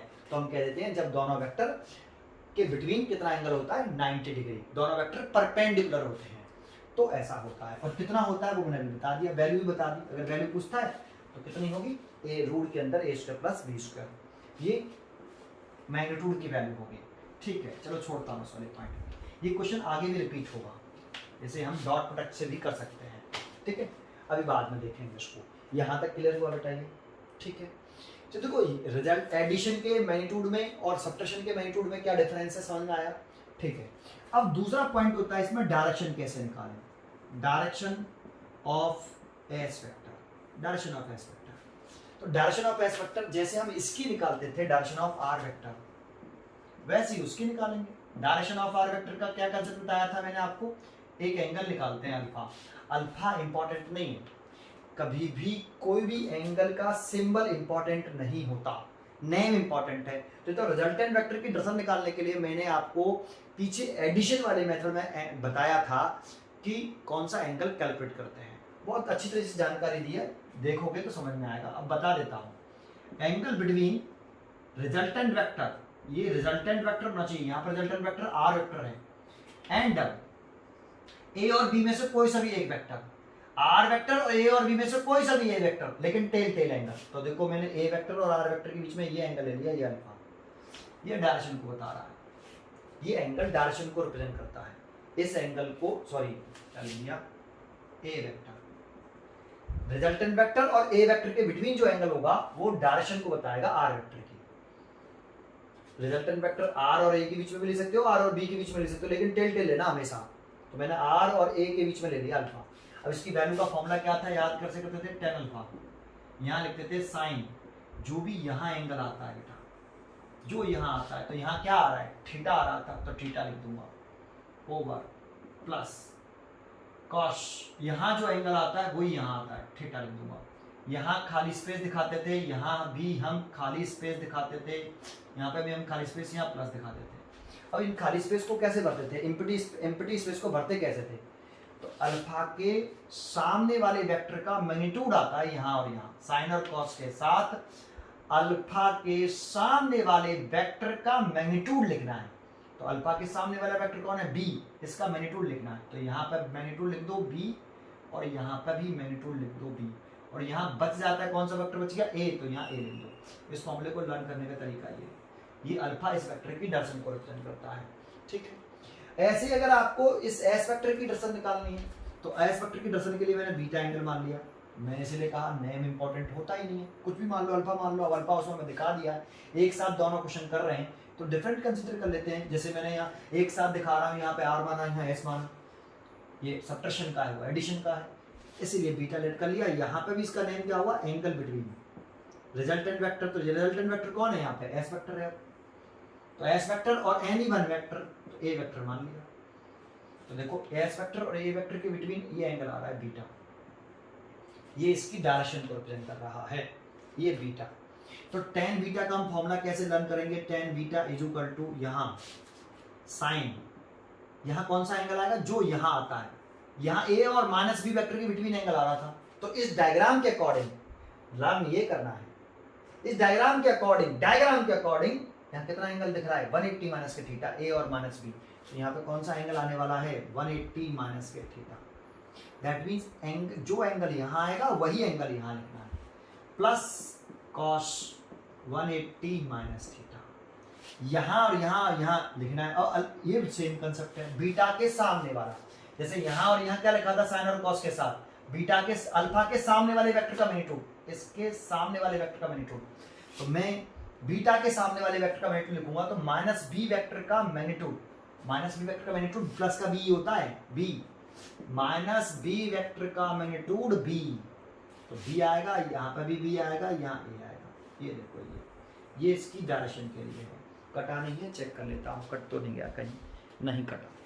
तो यहाँ से हम इस एस वेक्टर की डायरेक्शन निकाल सकते हैं। थोड़ा सा मैं इसको नहीं हटा के ये हटा देता हूँ, केवल डायरेक्शन लिखते कैसे हैं वो और बता देता हूँ बेटा। हमें किसकी बात करनी है, हमें बात करनी है इस एस वेक्टर की डायरेक्शन की।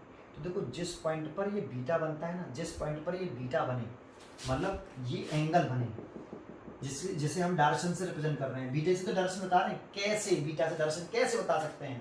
तो जिस पॉइंट पर ये बने उस वाले पॉइंट पर बीटा, जिस पॉइंट पर बने, बीटा जिस पॉइंट पर बने उस वाले पॉइंट पर आप ये खींच लीजिए। इसे लिख लीजिए ईस्ट, ये लिख लीजिए नॉर्थ, ये लिख लीजिए वेस्ट, और ये लिख लीजिए साउथ। अब बताओ एस वेक्टर की डायरेक्शन बता करनी है, ये एस वेक्टर, ये किसके बिटवीन आ रहा है, ईस्ट और साउथ के। किससे एंगल बना रहा है, ये ईस्ट और साउथ के बीच बना रहा है, लेकिन बीटा किससे बना रहा है, बीटा बना रहा है ईस्ट से। तो हम इस डायरेक्शन लिखेंगे इसकी, आर वेक्टर एस वेक्टर की डायरेक्शन ऑफ एस वेक्टर लिखेंगे, तो वो लिखेंगे बीटा डिग्री, ये रेडियन में लिख सकते हो, बीटा डिग्री। ये किससे एंगल बनाया, ईस्ट से, तो ईस्ट को छोड़ कर लिखेंगे साउथ पहले लिखेंगे, साउथ ऑफ ईस्ट। जिससे एंगल बनाते हैं उसे छोड़ के साउथ और ईस्ट के बिटवीन है, एंगल बनाया ईस्ट से, तो लिखेंगे साउथ पहले, साउथ ऑफ ईस्ट, ऑफ लगाएंगे बीच में। ये इसकी डायरेक्शन है बेटा, ये डायरेक्शन है एस वेक्टर की। यहाँ से मैग्नीट्यूड निकलेगा और यहाँ से डायरेक्शन निकलेगी एस वेक्टर की। आपको समझ में आया होगा, उम्मीद करता हूँ। बिल्कुल सिमिलर है एडिशन और सब्ट्रैक्शन। चलो आगे हम इसके न्यूमेरिकल कैसे करते हैं वो देखते हैं। देखो मैंने पहला क्वेश्चन लिखा, स्टार्ट यहाँ से करेंगे बेटा। देखिए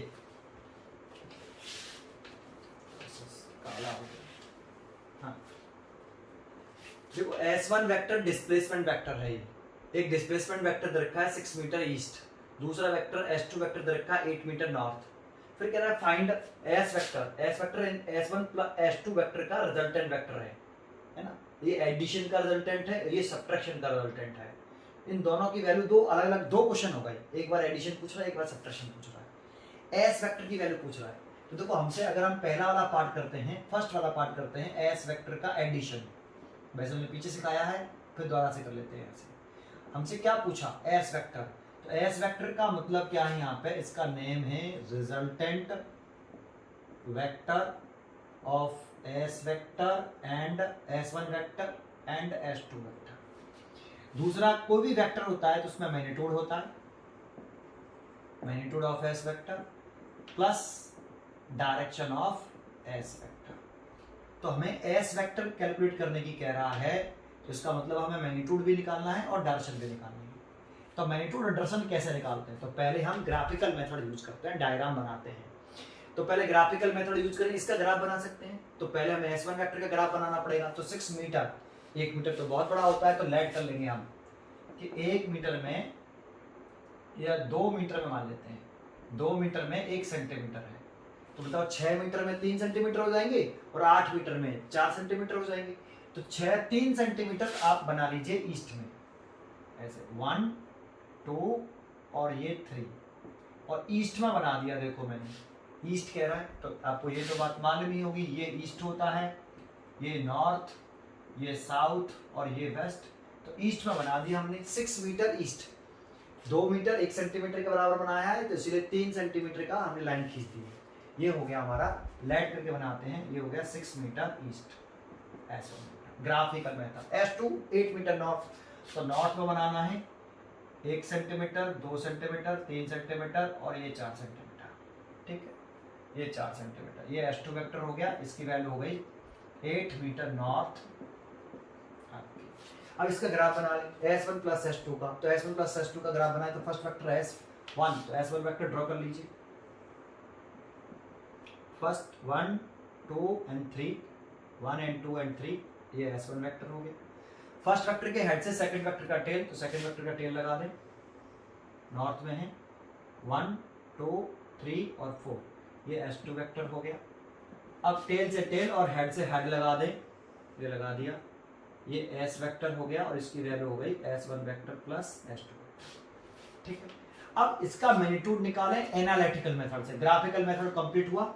अब हेडिंग डाल लें, मैग्नीट्यूड हमें S वेक्टर पूछा, लेकिन S वेक्टर निकलता है तो मैग्नीट्यूड निकालना पड़ता है, डायरेक्शन निकालनी पड़ती है। जैसे देखो S1 वेक्टर दरकार है, तो ये मैग्नीट्यूड है, ये डायरेक्शन है, तो आपको मैग्नीट्यूड अलग निकालना पड़ेगा, डायरेक्शन अलग निकालनी पड़ेगी। जैसे S1 वेक्टर निकालना है अगर आपको, तो magnitude as well as direction दोनों निकालनी है। ऐसे S वेक्टर निकालना है तो मैग्नीट्यूड और डायरेक्शन, तो मैग्नीट्यूड निकालने हैं हम। मैग्नीट्यूड ऑफ S वेक्टर कैसे निकालेंगे, S is equal to root के अंदर फर्स्ट वेक्टर के मैग्नीट्यूड, जब मैग्नीट्यूड लिखते हैं तो सारी चीजें मैग्नीट्यूड लिखते हैं, तो फर्स्ट वेक्टर का मैग्नीट्यूड, तो फर्स्ट वेक्टर का मैग्नीट्यूड S1 का स्क्वायर, सेकंड वेक्टर के मैग्नीट्यूड का स्क्वायर प्लस 2 फर्स्ट वेक्टर का मैग्नीट्यूड, सेकंड वेक्टर का मैग्नीट्यूड cos।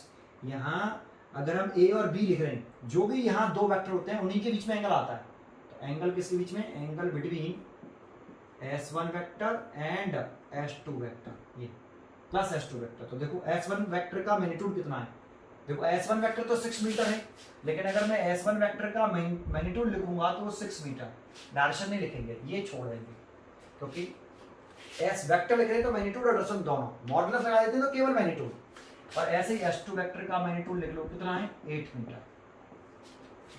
इसको आप S1 लिख सकते हो और इसे आप S2 लिख सकते हो, तो 6 मीटर 36 हो गया, ये 64। एंगल देख के बताओ, एंगल देख के बताओ कितना है 90 डिग्री। ये वाला एंगल नहीं होगा, रॉन्ग, क्योंकि हेड टेल हो गया, S1 वेक्टर का हेड है और S2 वेक्टर का टेल, जिसका हेड हो उसे एक्सटेंड कर लो, टेल टेल बनाते हैं, तो ये S1 वेक्टर हो गया, S1 वेक्टर हो गया ये, ठीक है। टेल टेल एंगल यदि करते हैं तो S1 वेक्टर को हम आगे इंक्लूड कर लेंगे, एक्सटेंड कर लेंगे। ये देखो S1 वेक्टर का टेल, ये वाला टेल यहाँ आ जाएगा और हेड आगे चला जाएगा, तो ये 90 डिग्री है, ये 90 डिग्री लग दिया। तो देखो cos 90 की होती है 0, तो ये वाला पूरा फैक्टर तो 0 हो गया, cos 90 मल्टीप्लाई करेंगे इसमें तो 0, 0 का मल्टीप्लाई करेंगे इसमें तो 0, ये हो गया 100, और 100 का रूट होता है 10, तो इसका मैग्नीट्यूड आ गया 10 मीटर। S वेक्टर का मैग्नीट्यूड निकल आया। अब डायरेक्शन निकालनी है, तो डायरेक्शन ऑफ S वेक्टर कैसे निकालेंगे, डायरेक्शन ऑफ S वेक्टर, तो इसके लिए हम एंगल निकालते हैं अल्फा। अल्फा इंपॉर्टेंट नहीं होता है, नैन इंपॉर्टेंट। किसके बिटवीन एंगल निकालेंगे?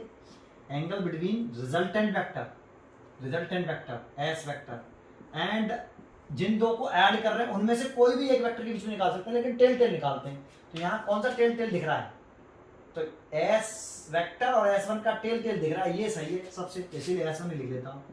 ये इसको मैंने अल्फा मान लिया, देखो इसको अल्फा मान लिया। तो कैसे निकालेंगे? तो tan अल्फा लगाएंगे इज इक्वल टू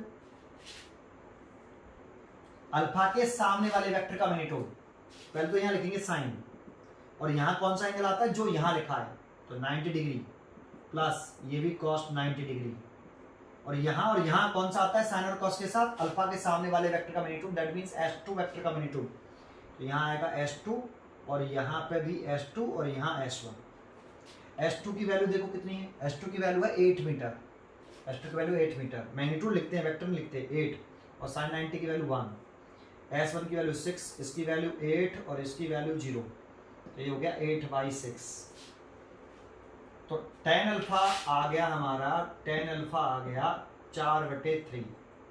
तो अल्फा इज इक्वल टू, या तो ऐसे लिखो tan इनवर्स 4/3, लेकिन इसकी सबके लिए नहीं, केवल एक पर्टिकुलर वैल्यू के लिए आपको बता रहा हूं, ऐसा नहीं सबके लिए रूल्स बता रहा हूं।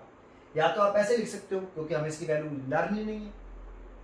4/3 किसकी वैल्यू होती है? tan की वैल्यू 0 से लेके 180 डिग्री तक, तो किसी की वैल्यू नहीं है ना। जो हमें लर्न है 0 की नहीं है, 30 की नहीं है, 0 की, 30 की, 45 की, 90 की, 120 की, 135 की, 150 की और 180, यही लर्न होती है। इनमें से तो एक की भी नहीं है, तो फिर किसकी है? तो पता नहीं। तो देखो इसके लिए थोड़ा सा एक कंसेप्ट बता देता हूं, अगर मैंने थोड़ा सा ध्यान दे लोगे तो ये काम में आएगा बेटा बहुत आपके। देखो अगर ये वाला 3 साइड मान ली, ये 4 मान ली, ये 5, तो देखो ये वाली साइड छोटी है सबसे, ये उससे ये वाली साइड बड़ी है, और ये सबसे बड़ी है। राइट एंगल ट्रायंगल बना लिया, ये 4 है, ये 3 है, ये 5 है। तो जानते हो इस ये साइड छोटी है तो ये एंगल भी छोटा होगा, ये साइड छोटी है तो इसका एंगल भी छोटा होगा 37 डिग्री, और ये होगा 53 डिग्री, और ये होगा 90 डिग्री। तीनों एंगलों का सम कितना होता है? ट्रिक है, कोई कंसेप्ट नहीं है, ट्रिक ओनली ट्रिक है बेटा। 30 15 किसी ट्रायंगल के तीनों एंगलों का सम 180 डिग्री होता है, तो चेक करो 180 डिग्री है। अब हमें निकालना है tan 37 डिग्री की वैल्यू। तो जो एंगल हम कैलकुलेट करते हैं यहाँ पे 37, तो 37 के सामने वाली साइड हमेशा परपेंडिकुलर, जो एंगल यहाँ कैलकुलेट करते हैं उसके सामने वाली साइड हमेशा परपेंडिकुलर, और 90 डिग्री के सामने वाली साइड हमेशा हाइपोटेनियस। बच गया वो बेस। अब tan का फॉर्मूला क्या होता है? Perpendicular by base. तो परपेंडिकुलर 3 है और बेस है 4, तो tan 37 की वैल्यू तो 3/4 आई। तो जब कभी भी 3/4, 4/3, 3/5, 5/3, 5/4 इनमें से कोई आती है तो ये ट्रायंगल बना के आप निकाल लीजिए। जैसे आगे बात कर रहा हूँ, tan की तो निकाल रहा हूँ क्योंकि मेरे पास tan ही है, और 4/3 आ रहा है, तो मैं दूसरा निकालूं, इसकी तो वैल्यू नहीं है, tan 53 निकालूं। अगर मैं tan 53 निकाल रहा हूं तो अब परपेंडिकुलर कौन होगा? तो जो भी एंगल यहाँ कैलकुलेट करते हैं उसके सामने वाला परपेंडिकुलर होता है, तो 53 के सामने वाला परपेंडिकुलर, और 90 डिग्री के सामने वाला हमेशा हाइपोटेनियस, और बच गया वो बेस, तो ये बेस। तो इसमें फिर लिखेंगे tan 53 तो परपेंडिकुलर बाई बेस, तो अब परपेंडिकुलर कौन सा है? 4, और बेस कौन सा है? 3, तो ये tan 53 डिग्री की वैल्यू है। तो आप चाहो तो इससे, ये अगर आपको ट्रिक नहीं, अगर कोई दूसरी वैल्यू आती है इसको छोड़कर, इसमें से नहीं आती, 3/4, 4/3 इनमें से नहीं आती है, तो आपको इसे alpha is equal to tan inverse 4/3 लिख देना चाहिए। बट इनमें से आ रही है तो मेरे को मालूम है ये tan 4/3 किसकी वैल्यू है? 53 डिग्री की वैल्यू है, तो tan से tan कट गया, अल्फा बराबर 53 डिग्री। ये सब में अप्लाई नहीं कर सकते, ये ट्रिक है बस केवल, इसमें अप्लाई हो जाएगी। ये मोस्टली फिजिक्स में यूज होता है बेटा, तो अल्फा 53 डिग्री। अब इसकी डायरेक्शन कैसे लिखेंगे और कैसे वैल्यू बताएंगे? एस वेक्टर की वैल्यू कैसे बताएंगे? तो एस वेक्टर की वैल्यू पर ध्यान देते हैं।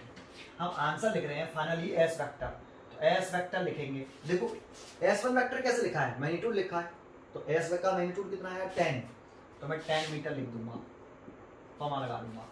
फिर ईस्ट लिख रहा है, डायरेक्शन लिख रही है, तो मैं इसकी डायरेक्शन लिख दूंगा। तो डायरेक्शन कैसे लिखूंगा, तो देखो मैंने आपको बताया, थोड़ा सा ऐसे उठा दूं,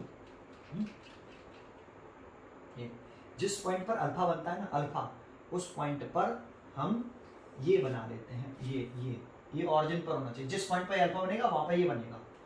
देखो ये बना लिया मैंने, तो ये ईस्ट हो गया, ये नॉर्थ हो गया, ये वेस्ट हो गया और ये साउथ हो गया।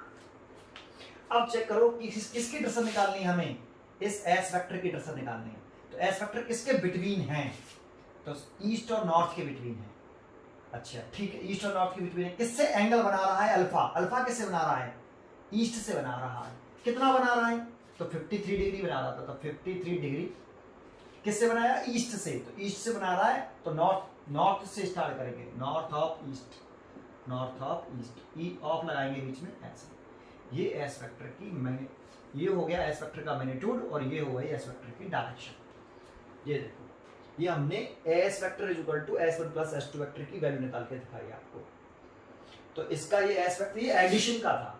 सिमिलरली अगर मैं सब्ट्रैक्शन का करता, अगर मैं इसको कैलकुलेट करता, तो यहां माइनस हो जाता 1। अब इसका जो नेम होता वो S1 vector minus S2 vector होता 2। निकालते एस वेक्टर तो मैग्नीट्यूड निकालना पड़ता, डायरेक्शन निकालनी पड़ती, ग्राफिकल मेथड चेंज होता, ग्राफिकल मेथड चेंज होगा भैया। किसका ग्राफ बनाना पड़ेगा अब हमें, अब हमें ग्राफ बनाना पड़ेगा भैया इसका। तो फर्स्ट वेक्टर कौन है, S1 वेक्टर। तो S1 वेक्टर ये ड्रॉ कर लेता हूं।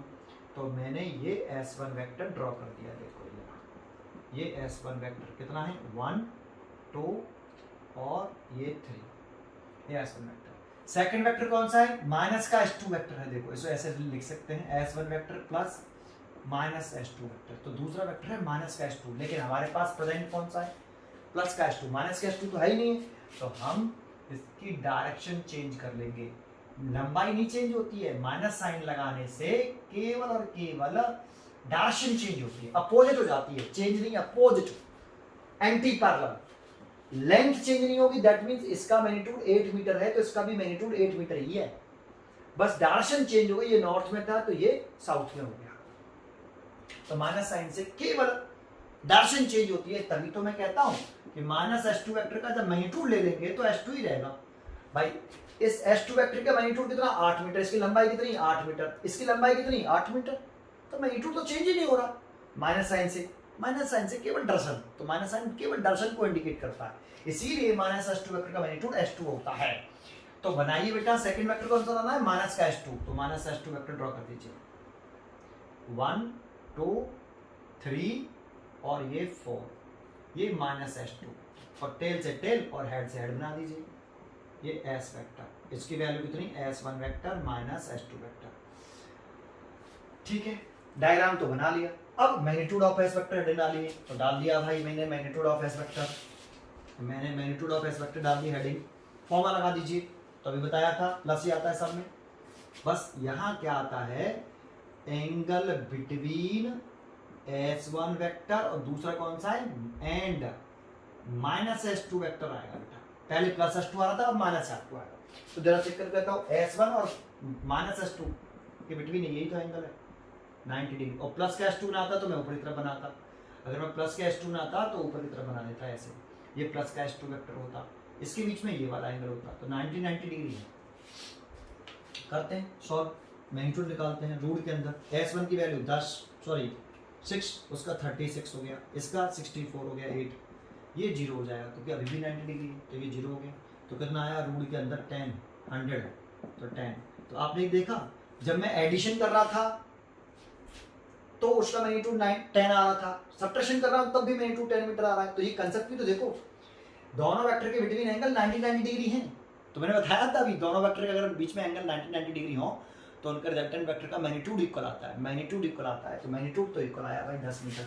अब डायरेक्शन की बात करें तो डायरेक्शन हम मानते हैं ये वाला, आपको याद हो डायरेक्शन हम करें, बात करें डायरेक्शन ऑफ S वेक्टर। तो अब बीटा मान लेते हैं, किसके बीच में एंगल मानते हैं, नेम इंपॉर्टेंट होता है, बीटा अल्फा को कुछ नहीं रखा है, एंगल बिटवीन रिजल्टेंट वेक्टर और इन दोनों में से कोई भी एक वेक्टर। तो मैं S1 वेक्टर लिख लेता हूँ, S1 वेक्टर। तो देखो ये वाला एंगल बीटा है, ये तो S1 है और ये S वेक्टर है, इसके बीच में एंगल बीटा। अब इसको कैसे कैलकुलेट करते थे, फॉर्मूला लगाएंगे tan beta is equal to, यहाँ लिखते हैं साइन, यहाँ कौन सा एंगल आता है जो यहाँ लिखा है, और यहाँ कितना एंगल लिखा था मैंने 90 डिग्री, S1 और S-2 के बिटवीन एंगल 90 डिग्री, ये वाला नहीं लिख रहा, ये वाला लिख रहा हूँ, तो 90 डिग्री, और नीचे भी cos 90 डिग्री। यहाँ और यहाँ बीटा के सामने वाले वेक्टर का मैग्नीट्यूड, माइनस का S2 तो माइनस का S2 नहीं, माइनस S2 वेक्टर का मैग्नीट्यूड लिखोगे तो S2, तो S2 और S2 की वैल्यू कितनी 8, तो 8 आ गई, यहाँ पर भी 8, यहाँ पर भी 6, तो देखो ये 8 हो गया, ये 1 हो गया, ये 6 हो गया, ये 0 हो गया, cos 90 के लिए 0 तो 0 हो जाएगा, तो ये वही 4/3 आ गया। तो tan बीटा की वैल्यू भी 4/3, तो tan 53 डिग्री की वैल्यू है, तो बीटा की वैल्यू भी 53। बच्चे कहते हैं तो डायरेक्शन सेम आएगी, नहीं आएगी, डायरेक्शन देखते हैं। अब लिखेंगे कैसे इसको, डायरेक्शन कैसे लिखेंगे, तो 53 डिग्री आई इसकी भी, मैं यहाँ लिख के दिखाता हूँ, ये तो एडिशन के लिए लिखा था, अब सब्ट्रैक्शन के लिए लिख रहा हूँ एस वेक्टर की वैल्यू, एस वेक्टर की वैल्यू, तो इसका मैग्नीट्यूड तो 10 मीटर ही आया, एंगल भी 53 डिग्री आया, लेकिन जिस पॉइंट पर ये एंगल बना है, ये बीटा का दर्शन दिखा रहा है, जिस पॉइंट में बना है वहां आप बना लीजिए ऐसे, ऐसे, ये ईस्ट हो गया, ये नॉर्थ हो गया, ये वेस्ट हो गया, ये साउथ, इसकी दर्शन लिखनी है एस वेक्टर की। अब ये किसके बिटवीन आ रहा है, ईस्ट और साउथ के बिटवीन आ रहा है, और एंगल किससे बना रहा है, वो ईस्ट से बना रहा है, तो क्या लिखेंगे, साउथ ऑफ ईस्ट। तो जरा चेक करके देखो, क्या दोनों, ये एडिशन का है, ये सब्ट्रैक्शन का है, तो एंगल 90 डिग्री था, तो मैग्नीट्यूड तो सेम आया, बट डायरेक्शन डिफरेंट आई। 53 मत देखो, साउथ ऑफ ईस्ट है, वो नॉर्थ ऑफ ईस्ट है, समझ में आया आपको। तो सब्ट्रैक्शन का मैग्नीट्यूड कैसे निकालते हैं, डायरेक्शन कैसे निकालते हैं, ये समझ में आया होगा। ठीक है, नेक्स्ट एग्जांपल देखते हैं। ठीक है, मैंने एक और क्वेश्चन लिखा, बहुत अच्छा क्वेश्चन है, ध्यान से देखना बेटा। एक बॉडी है, is moving with uniform speed, सबसे इंपॉर्टेंट है यहाँ यूनिफॉर्म स्पीड। देखो ये हम सर्कुलर मोशन में पढ़ेंगे, दिख ही रहा होगा सर्कुलर मोशन का डायग्राम बना हुआ है, सर्कल बना हुआ है यहाँ। तो दो तरह का मोशन पढ़ते हैं बेटा हम, एक पढ़ते हैं यूनिफॉर्म मोशन और एक पढ़ते हैं हम नॉन यूनिफॉर्म मोशन। समझना है बेटा इसको, है ना। वैसे ही हम आगे एक्सप्लेन करेंगे सर्कुलर मोशन में, थोड़ा सा एक्सप्लेन कर देते हैं। यूनिफॉर्म स्पीड मोशन का मतलब होता है कि अगर कोई पार्टिकल, कोई ऑब्जेक्ट, कोई बॉडी सर्कुलर पाथ पर यूनिफॉर्म सर्कुलर मोशन है, सॉरी पूरा लिखते हैं, यूनिफॉर्म सर्कुलर मोशन, ऐसे नॉन यूनिफॉर्म सर्कुलर मोशन। तो यूनिफॉर्म सर्कुलर मोशन का मतलब क्या है, अगर कोई पार्टिकल या कोई ऑब्जेक्ट या कोई भी बॉडी सर्कुलर पाथ पर रिवॉल्व करती है कांस्टेंट स्पीड से, वेलोसिटी नहीं, कांस्टेंट स्पीड से रिवॉल्व करती है, तो स्पीड कांस्टेंट रहती है, स्पीड कांस्टेंट, तो यूनिफॉर्म सर्कुलर मोशन कहलाता है। अब बच्चे समझो स्पीड कैसी क्वांटिटी होती है, तो देखो स्पीड होती है स्केलर, और वेलोसिटी कैसी क्वांटिटी होती है, वेलोसिटी होती है वेक्टर। स्केलर है तो इसमें केवल मैग्नीट्यूड होता है, डायरेक्शन रिप्रेजेंट नहीं करते, केवल मैग्नीट्यूड। लेकिन अगर वेलोसिटी वेक्टर है तो इसमें magnitude as well as direction दोनों होते हैं। तो जरा समझे इसमें, अगर मैं ये लिखूं वेलोसिटी, वेलोसिटी, स्पीड एक स्केलर क्वांटिटी है और वेलोसिटी एक वेक्टर क्वांटिटी है। स्पीड में केवल मैग्नीट्यूड है, डायरेक्शन नहीं, लेकिन वेलोसिटी में मैग्नीट्यूड भी है, डायरेक्शन भी है, और ये वेक्टर्स के लॉ को भी ओबे करता है। ठीक है, तो ये वेलोसिटी लिख लिया, वेक्टर क्वांटिटी है। तो कोई भी वेक्टर क्वांटिटी होती है तो उसमें मैग्नीट्यूड होता है, magnitude of velocity plus direction of velocity, direction of velocity. तो जानते हो वेलोसिटी कांस्टेंट कब रहती है, स्पीड कांस्टेंट की तो मैंने कहा। यूनिफॉर्म सर्कुलर मोशन की डेफिनेशन क्या है, अगर कोई पार्टिकल सर्कुलर मोशन कर रहा है कांस्टेंट स्पीड से, तो उसको बोलते हैं हम यूनिफॉर्म सर्कुलर मोशन। स्पीड बोला, कांस्टेंट स्पीड से सर्कुलर मोशन करता है कोई पार्टिकल, तो उस मोशन को हम यूनिफॉर्म सर्कुलर मोशन कहते हैं। लेकिन अगर यूनिफॉर्म सर्कुलर मोशन है तो क्या उसमें वेलोसिटी की बात करें, तो जानते हो ये मैग्नीट्यूड ऑफ वेलोसिटी है, इसी को हम स्पीड कहते हैं, इसी को स्पीड कह सकते हैं। वेलोसिटी तो मैग्नीट्यूड ऑफ वेलोसिटी और दरअसल बनती है, लेकिन केवल मैग्नीट्यूड ऑफ वेलोसिटी इक्वल होता है स्पीड के। स्पीड के कौन इक्वल होगा? वेलोसिटी इक्वल नहीं है, उसका मैग्नीट्यूड इक्वल है ओनली। तो जरा देखो, वेलोसिटी अगर कांस्टेंट करनी है तो उसके लिए मैग्नीट्यूड और डायरेक्शन, वेलोसिटी का मैग्नीट्यूड और डायरेक्शन दोनों ही कांस्टेंट होने चाहिए। अगर ये दोनों कांस्टेंट हैं, मैग्नीट्यूड ऑफ वेलोसिटी भी दैट मींस स्पीड, और डायरेक्शन भी कांस्टेंट है, चेंज नहीं हो रही, डायरेक्शन भी चेंज नहीं हो रही, तब हम कहेंगे वेलोसिटी कांस्टेंट है। बट अगर इन दोनों में से कोई भी एक चेंज हो जाए, मैग्नीट्यूड में से और डायरेक्शन में से कोई एक चेंज हो जाए या दोनों चेंज हो जाए, तो हम कहेंगे वेलोसिटी चेंज। अब यूनिफॉर्म सर्कुलर मोशन में क्या हो रहा है? Speed constant, that means magnitude और वेलोसिटी तो कांस्टेंट है, बट देखना वेलोसिटी की डायरेक्शन यहाँ पर ये है, यहाँ पर ऐसे है, यहाँ पर ऐसे है, यहाँ पर ऐसे है, तो डायरेक्शन चेंज हो रही है, तो डायरेक्शन तो चेंज हो रही है। और मैंने कहा इन दोनों में से कोई भी एक चेंज हो जाए, दोनों चेंज हो जाए तो वेलोसिटी चेंज माना जाती है। ये दोनों ही कांस्टेंट रहते हैं तभी वेलोसिटी कांस्टेंट। इन दोनों में से दोनों चेंज हो जाए या एक कोई भी एक चेंज हो जाए तो वेलोसिटी चेंज। तो यहाँ वेलोसिटी हमारी चेंज हो रही है। और वेलोसिटी चेंज होने का कॉज क्या है? वेलोसिटी में चेंज आने का कॉज है डायरेक्शन में चेंज आना, वेलोसिटी में चेंज आने का कॉज है डायरेक्शन में चेंज आना। जैसे अगर मैं कहूँ कि मैग्नीट्यूड कांस्टेंट है, जैसे मैं लिख दूँ ये 2 मीटर पर सेकेंड है, तो बेटा ये तो 2 मीटर पर सेकेंड ये भी है, ये मैग्नीट्यूड हो गया, इसका भी 2 मीटर पर सेकेंड है, इसका भी 2 मीटर पर सेकेंड है, इसका मैग्नीट्यूड भी 2 मीटर पर सेकेंड है। अगर यूनिफॉर्म सर्कुलर मोशन कर रहा है पार्टिकल तो उसकी स्पीड या मैग्नीट्यूड तो कांस्टेंट रहेगा। डायरेक्शन चेंज होगी, देखो इसकी डायरेक्शन नॉर्थ में चली गई, इसकी डायरेक्शन वेस्ट में चली गई, इसकी डायरेक्शन साउथ में आ गई और इसकी डायरेक्शन ईस्ट में आ गई, तो देखो डायरेक्शन चेंज हो रही। तो अब मैं आपसे पूछूंगा, क्या आप v1 वेक्टर 2 मीटर पर सेकेंड इसको लिख रहा हूं नॉर्थ, और v2 वेक्टर 2 मीटर पर सेकेंड इसको लिख रहा हूं वेस्ट, क्या आप इसे इक्वल वेक्टर कह सकते हो? ऐसे नहीं कह सकते, क्योंकि दो वेक्टरों को इक्वल होने के लिए क्या कंडीशन है? दोनों वेक्टर के magnitude as well as direction दोनों ही सेम हो, तब वो इक्वल वेक्टर होते हैं। तो ये इक्वल नहीं है बेटा, दैट मींस चेंज हो गई। तो वेलोसिटी चेंज हुई, वेलोसिटी चेंज होने का कॉज क्या है? यहाँ पे डायरेक्शन का चेंज होना ओनली। तो अगर ऐसा मोशन हो तो वो यूनिफॉर्म सर्कुलर मोशन होता है। लेकिन नॉन यूनिफॉर्म में मैग्नीट्यूड और डायरेक्शन दोनों चेंज होते हैं, मैग्नीट्यूड भी चेंज होता है, और अगर कोई सर्कुलर कोई particle non uniform circular motion कर रहा है तो उसमें मैग्नीट्यूड और डायरेक्शन बोथ आर चेंज, तो वेलोसिटी भी चेंज होगी, मैग्नीट्यूड भी चेंज, डायरेक्शन भी चेंज। लेकिन यूनिफॉर्म कर रहा है तो उसमें स्पीड कांस्टेंट रहती है, दैट मींस मैग्नीट्यूड और वेलोसिटी कांस्टेंट रहती है। लेकिन डायरेक्शन चेंज होने की वजह से हम कहेंगे कि वेलोसिटी चेंज हो रही है, वेलोसिटी में तो चेंज आ रहा है लेकिन स्पीड कांस्टेंट है। समझ में आया? तो यहाँ क्वेश्चन में यही हमें जानकारी दी है, ठीक है। तो इस लाइन का मतलब मैंने आपको बताया, ठीक है नहीं। मोस्टली टीचर इस लाइन का मतलब छोड़ के सीधे कि न्यूमेरिकल कैसे करते हैं, मेरा एम न्यूमेरिकल करना नहीं है, मैं आपको हर पॉइंट को समय से समझाऊंगा, ध्यान से सुनोगे तो बहुत डीपली और बहुत अच्छा, ठीक है। ये हटा देता हूँ, ये तो मैंने एज्यूम कर लिया था। अब देखो, a body is moving with uniform speed, मतलब इसका मैग्नीट्यूड v है, इसका भी मैग्नीट्यूड v है, इसका भी मैग्नीट्यूड v है, इसका भी मैग्नीट्यूड v है।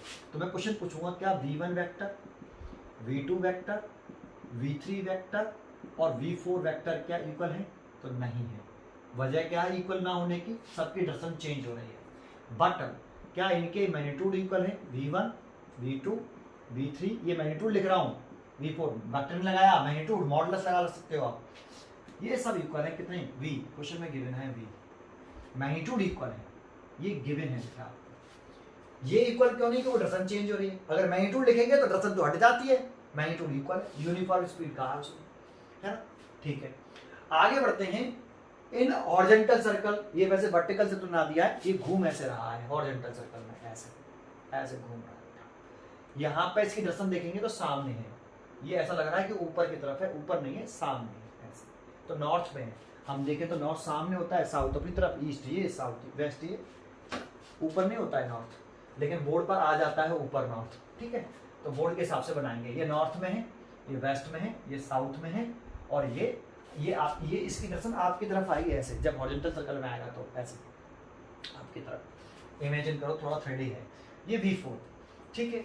अब आपसे कह रहा है कि डायरेक्ट स्टार्टिंग फ्रॉम एंड ए, कहां से स्टार्ट कर रहा है पार्टिकल, बॉडी मोशन करना ए से स्टार्ट कर रहा है, कैसे घूम रहा है एंटी क्लॉकवाइज, तो एंटी क्लॉकवाइज तो घूम रहा है, ए यहां से स्टार्ट कर रहा है, ये इनिशियल पॉइंट है बेटा, यहां से स्टार्ट कर रहा है, ऐसे घूम रहा है एंटी क्लॉकवाइज।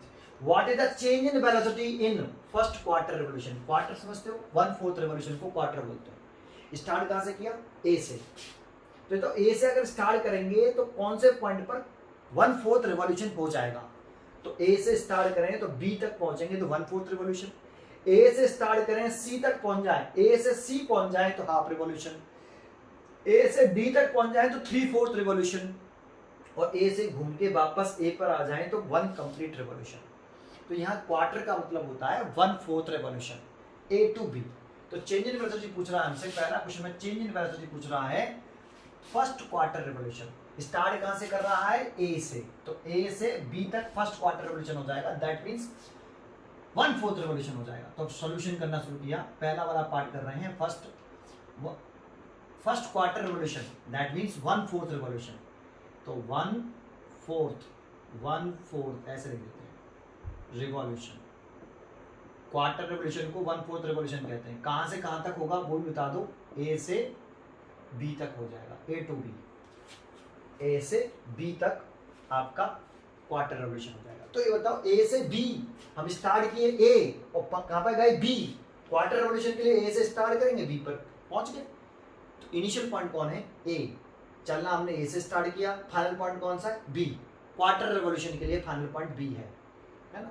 अगर हम हाफ रिवोल्यूशन की बात करते तो इनिशियल पॉइंट ए होता और सी पॉइंट पर हाफ रिवोल्यूशन होता, तो फाइनल पॉइंट सी होता हाफ रिवोल्यूशन के लिए। तो हम पहले क्वार्टर रिवोल्यूशन का देख लेते हैं। हमसे पूछ रहा है क्या, चेंज इन वेलोसिटी, चेंज इन वेलोसिटी। अब चेंज इन वेलोसिटी कैसे निकालते हैं भाई, डेल्टा वी वेक्टर, इसे रिप्रेजेंट ऐसे कर सकते हो, delta V vector, velocity is vector quantity, change in velocity is equal to final velocity. Actual में फॉर्मूला क्या होता है, फाइनल चेंज कैसे निकालते हैं, final velocity minus initial velocity. अब हमें ये डिसाइड करना पड़ेगा कि फाइनल वेलोसिटी कौन सा है और इनिशियल वेलोसिटी कौन सा है। तो बेटा स्टार्ट कहां से कर रहे हैं, ए से, तो ए पॉइंट पे जो होगा वो इनिशियल वेलोसिटी होगी। कहां तक जाना है, बी तक, बी तक ही क्यों जाना है, 1/4 रिवोल्यूशन कहां तक कंप्लीट हो जाएगा, ए से बी तक 1/4 रिवोल्यूशन हो जाएगा, तो B is a final point, तो फाइनल पॉइंट है बी, तो बी पॉइंट फाइनल है, ए पॉइंट इनिशियल है, तो बी पॉइंट पर जो वेलोसिटी होगी वो फाइनल वेलोसिटी, और ए पॉइंट पर जो वेलोसिटी होगी वो इनिशियल वेलोसिटी। तो फाइनल वेलोसिटी कितनी हो गई बेटा, v2 वेक्टर, और इनिशियल वेक्टर हो गई, इनिशियल वेलोसिटी हो गई v1 वेक्टर। तो हमें ये कैलकुलेट करना है। तो सबसे पहला काम करते हैं इसका ग्राफिकल मेथड। पहले ग्राफिकल मेथड डायग्राम बनाना बहुत जरूरी होता है। तो हम पहले v2 वेक्टर कहाँ से बनाएं, तो यहाँ से दे रखा, तो v2 वेक्टर यहाँ से चुरा लो, ये यहीं से चुरा लो, ये चुरा तो लिया, ये रहा, ये v2 वेक्टर है, देखो ये रहा, ये ऐसे ऐसे तो दे रखा है, वेस्ट में जो दे रखा है, वेस्ट डायरेक्शन में, तो वेस्ट डायरेक्शन बना दिए। v1 वेक्टर, तो v1 वेक्टर के अंदर रखा है, ऊपर की तरफ दे रखा है डायरेक्शन, देखो चुरा रहा हूँ मैं, यहीं से चुरा रहा हूँ, ये v1 वेक्टर, ये यहाँ से चुरा लिया, देखो यहाँ से ये डायग्राम बना, ये फिगर गिवन है, साउंड फिगर। अब इसका डायग्राम बनाओ। तो फर्स्ट वेक्टर कौन है, v2 वेक्टर, तो पहले v2 वेक्टर ड्रॉ कर लो, तो पहले v2 वेक्टर ड्रॉ कर लेता हूँ, ये मैंने v2 वेक्टर ड्रॉ कर लिया। सेकंड वेक्टर कौन सा है, -v1 वेक्टर, तो हमारे पास तो +v1 है, हमें चाहिए -v1, तो -v1 के लिए क्या करें, डायरेक्शन चेंज कर लें, लंबाई नहीं चेंज होनी चाहिए, -v1 वेक्टर। फर्स्ट वेक्टर के हेड से सेकंड वेक्टर का टेल, तो फर्स्ट वेक्टर के हेड से सेकंड वेक्टर का टेल, सेकंड वेक्टर कौन है, -v1 वेक्टर, है ना, अंदाजे से बना रहे हैं तो छोटा वो चेंज आ सकता है। v2 वेक्टर ड्रॉ कर लिया, -v1 वेक्टर ड्रॉ कर लिया, रिजल्टेंट वेक्टर ड्रॉ करते हैं डेल्टा v, डेल्टा v का नाम चेंज इन वेलोसिटी, वेलोसिटी में चेंज भी तो वेक्टर क्वांटिटी होगी, ये डेल्टा v वेक्टर। अब इसी की वैल्यू पूछ रहा था, डेल्टा वी में मैग्नीट्यूड वेक्टर क्वांटिटी है तो उसमें मैग्नीट्यूड भी होगा, डायरेक्शन भी होगी, तो पहले हम मैग्नीट्यूड निकाल लेते हैं। Magnitude of change in velocity, magnitude of delta V vector. भाई डेल्टा वी वेक्टर है, वेक्टर क्वांटिटी तो उसमें मैग्नीट्यूड भी होगा, डायरेक्शन भी होगी। जैसे लिख सकते हो डेल्टा वी वेक्टर है तो क्या होगा इसमें, magnitude of delta V vector plus direction of delta V vector, ऐसे। तो हम मैग्नीट्यूड अलग निकालेंगे, डायरेक्शन अलग निकालेंगे। तो मैग्नीट्यूड कैसे निकालेंगे, फॉर्मूला लगाएं बेटा, डेल्टा वी, क्योंकि ये सबट्रैक्शन ही तो है दो वेक्टर का। यहाँ पर v2 v1 आ गया, पहले s वेक्टर लिख रहे थे इसकी जगह पर, इसकी जगह पर a वेक्टर लिख रहे थे इसकी जगह पर b वेक्टर, अब s की जगह पर डेल्टा v लिख दिया है, बस सिंबल बदल दी है। Delta v is equal to root के अंदर फर्स्ट वेक्टर का मैग्नीट्यूड v2 का स्क्वायर प्लस सेकंड वेक्टर का मैग्नीट्यूड प्लस 2v2 v1, यहाँ पर प्लस ही रहते हैं सबकी जगह पर, कॉस, यहाँ एंगल आएगा किसके बिटवीन, एंगल बिटवीन, यहाँ v2 है और यहाँ माइनस v1 है, तो v2 vector and minus v1 vector, ये एंगल आएगा। तो देखो कितना लिख रहे हैं, डेल्टा v, v2 की वैल्यू कितनी है, v2 की वैल्यू है v, सबके मैग्नीट्यूड इक्वल है, यूनिफॉर्म स्पीड से चक्कर लगा रहा है बेटा, मैग्नीट्यूड सेम है बट डायरेक्शन चेंज हो रही है, वेलोसिटी चेंज हो रही है। तो कितना लिखेंगे, ये v का स्क्वायर प्लस v2 भी v है, v1 भी, v1 की वैल्यू भी v और v2 की वैल्यू भी v, दोनों की वैल्यू v है तो v square plus 2 v2 v, v into v तो v स्क्वायर हो गया। एंगल कितना है चेक कर लो, तो किसके बीच में एंगल देखना, v2 वेक्टर और माइनस v1, तो किसका हेड है, v2 वेक्टर का, v2 वेक्टर के हेड को आगे एक्सटेंड कर देंगे, टेल टेल एंगल आएगा ये वाला, कितना है 90 डिग्री। अब 90 डिग्री लिखो, कॉस 90 डिग्री कितनी होती है, जीरो, तो ये पूरा जीरो हो जाएगा, तो ये हो गया रूट के अंदर 2v स्क्वायर, ये तो जीरो हो गया 2v स्क्वायर, तो ये लिख सकते हैं v√2, ये तो मैग्नीट्यूड निकल आया है। अब हमें इसकी डायरेक्शन निकालनी है, direction of delta V vector क्या निकालते थे, बीटा, किसके बीच में angle, resultant, angle between resultant, resultant कौन है, ये delta we, delta V vector और एनी वन वेक्टर, तो किसके बीच में निकाल लेता हूँ, v2, v1 की, देखो टेल टेल निकालते हैं, तो ये टेल v2 के साथ आ रहा है, जिसे v2 लिख लेता हूँ, फॉर्मूला लगा देते हैं, tan beta is equal to sine, यहाँ जो एंगल आता है, जो एंगल यहाँ आता है वही लिखते हैं, तो कितना आया 90 डिग्री, तो 90 डिग्री लिख देंगे ओवर कॉस 90 डिग्री, यहाँ और यहाँ अल्फा बीटा के सामने वाला, बीटा के सामने वाला कौन है, माइनस v1, लेकिन इसका मैग्नीट्यूड लिखते हैं, तो माइनस v1 का मैग्नीट्यूड भी v1 होगा और v1 की वैल्यू v है, तो v लिखेंगे, इसका मैग्नीट्यूड लिखा है, और फिर इसके साथ भी इसी का v1, यहाँ क्या आएगा, बच गया कौन, v2, तो v2 का मैग्नीट्यूड भी v है, तो v, तो साइन 90 की वैल्यू तो हो गई कितनी 1, तो ये v हो गया, ये 1 हो गया, और ये 0 हो जाएगा पूरा, ये v हो जाएगा, तो v इज इक्वल टू 1, तो 1 आ गया tan बीटा, और ये वैल्यू होती है tan 45 की, 10 से 10 कट गया, तो बीटा की वैल्यू आ गई 45। एक चीज़ और बताई थी मैंने, अगर इन दोनों के मैग्नीट्यूड इक्वल हो तो रिजल्टेंट बाइसेक्टर से पास होता है, तो 90 डिग्री का बाइसेक्टर कितना होता है 45, तो 45 ये आएगा, 45 आ रहा है, ऐसे निकालो। चलो अब इसका वैल्यू कैसे लिखेंगे, डेल्टा वी वेक्टर की वैल्यू पहले चेक कर लेता हूँ, बोर्ड में आ रही है कि नहीं, कैमरे में आ रहा है कि नहीं बेटा, आ रहा है, अभी तो जगह है। Delta V vector is equal to, अब इसका मैग्नीट्यूड लिखें, जैसे मैग्नीट्यूड लिखें तो मैग्नीट्यूड तो कितना निकला है v√2, तो ये तो मैग्नीट्यूड हो गया v√2। डायरेक्शन लिखें तो डायरेक्शन लिख रहे हैं 45, तो किस पॉइंट पर एंगल बनना है, इस जगह पर, तो इसे हटा देता हूँ, इसे हटा देता हूँ, है ना, जगह नहीं इसीलिए डायग्राम बनाने के लिए साफ बन जाए।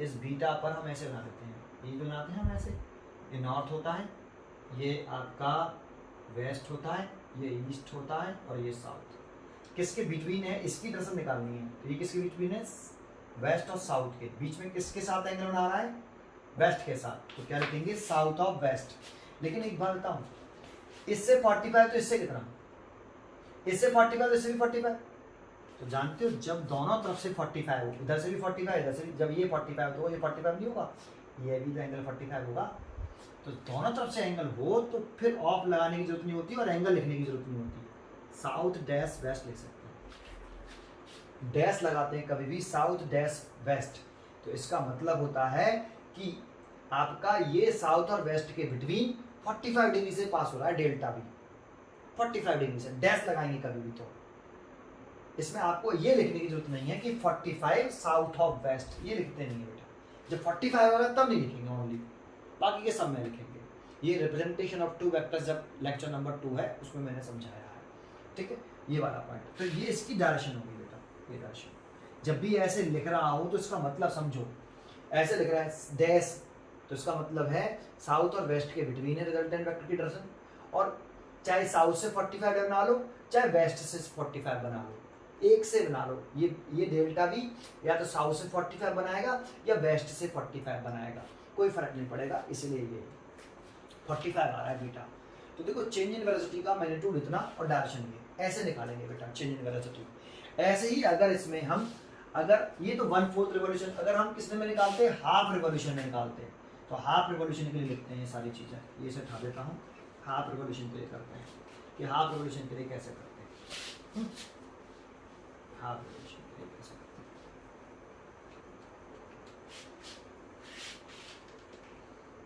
Change in velocity half revolution के लिए, ठीक है।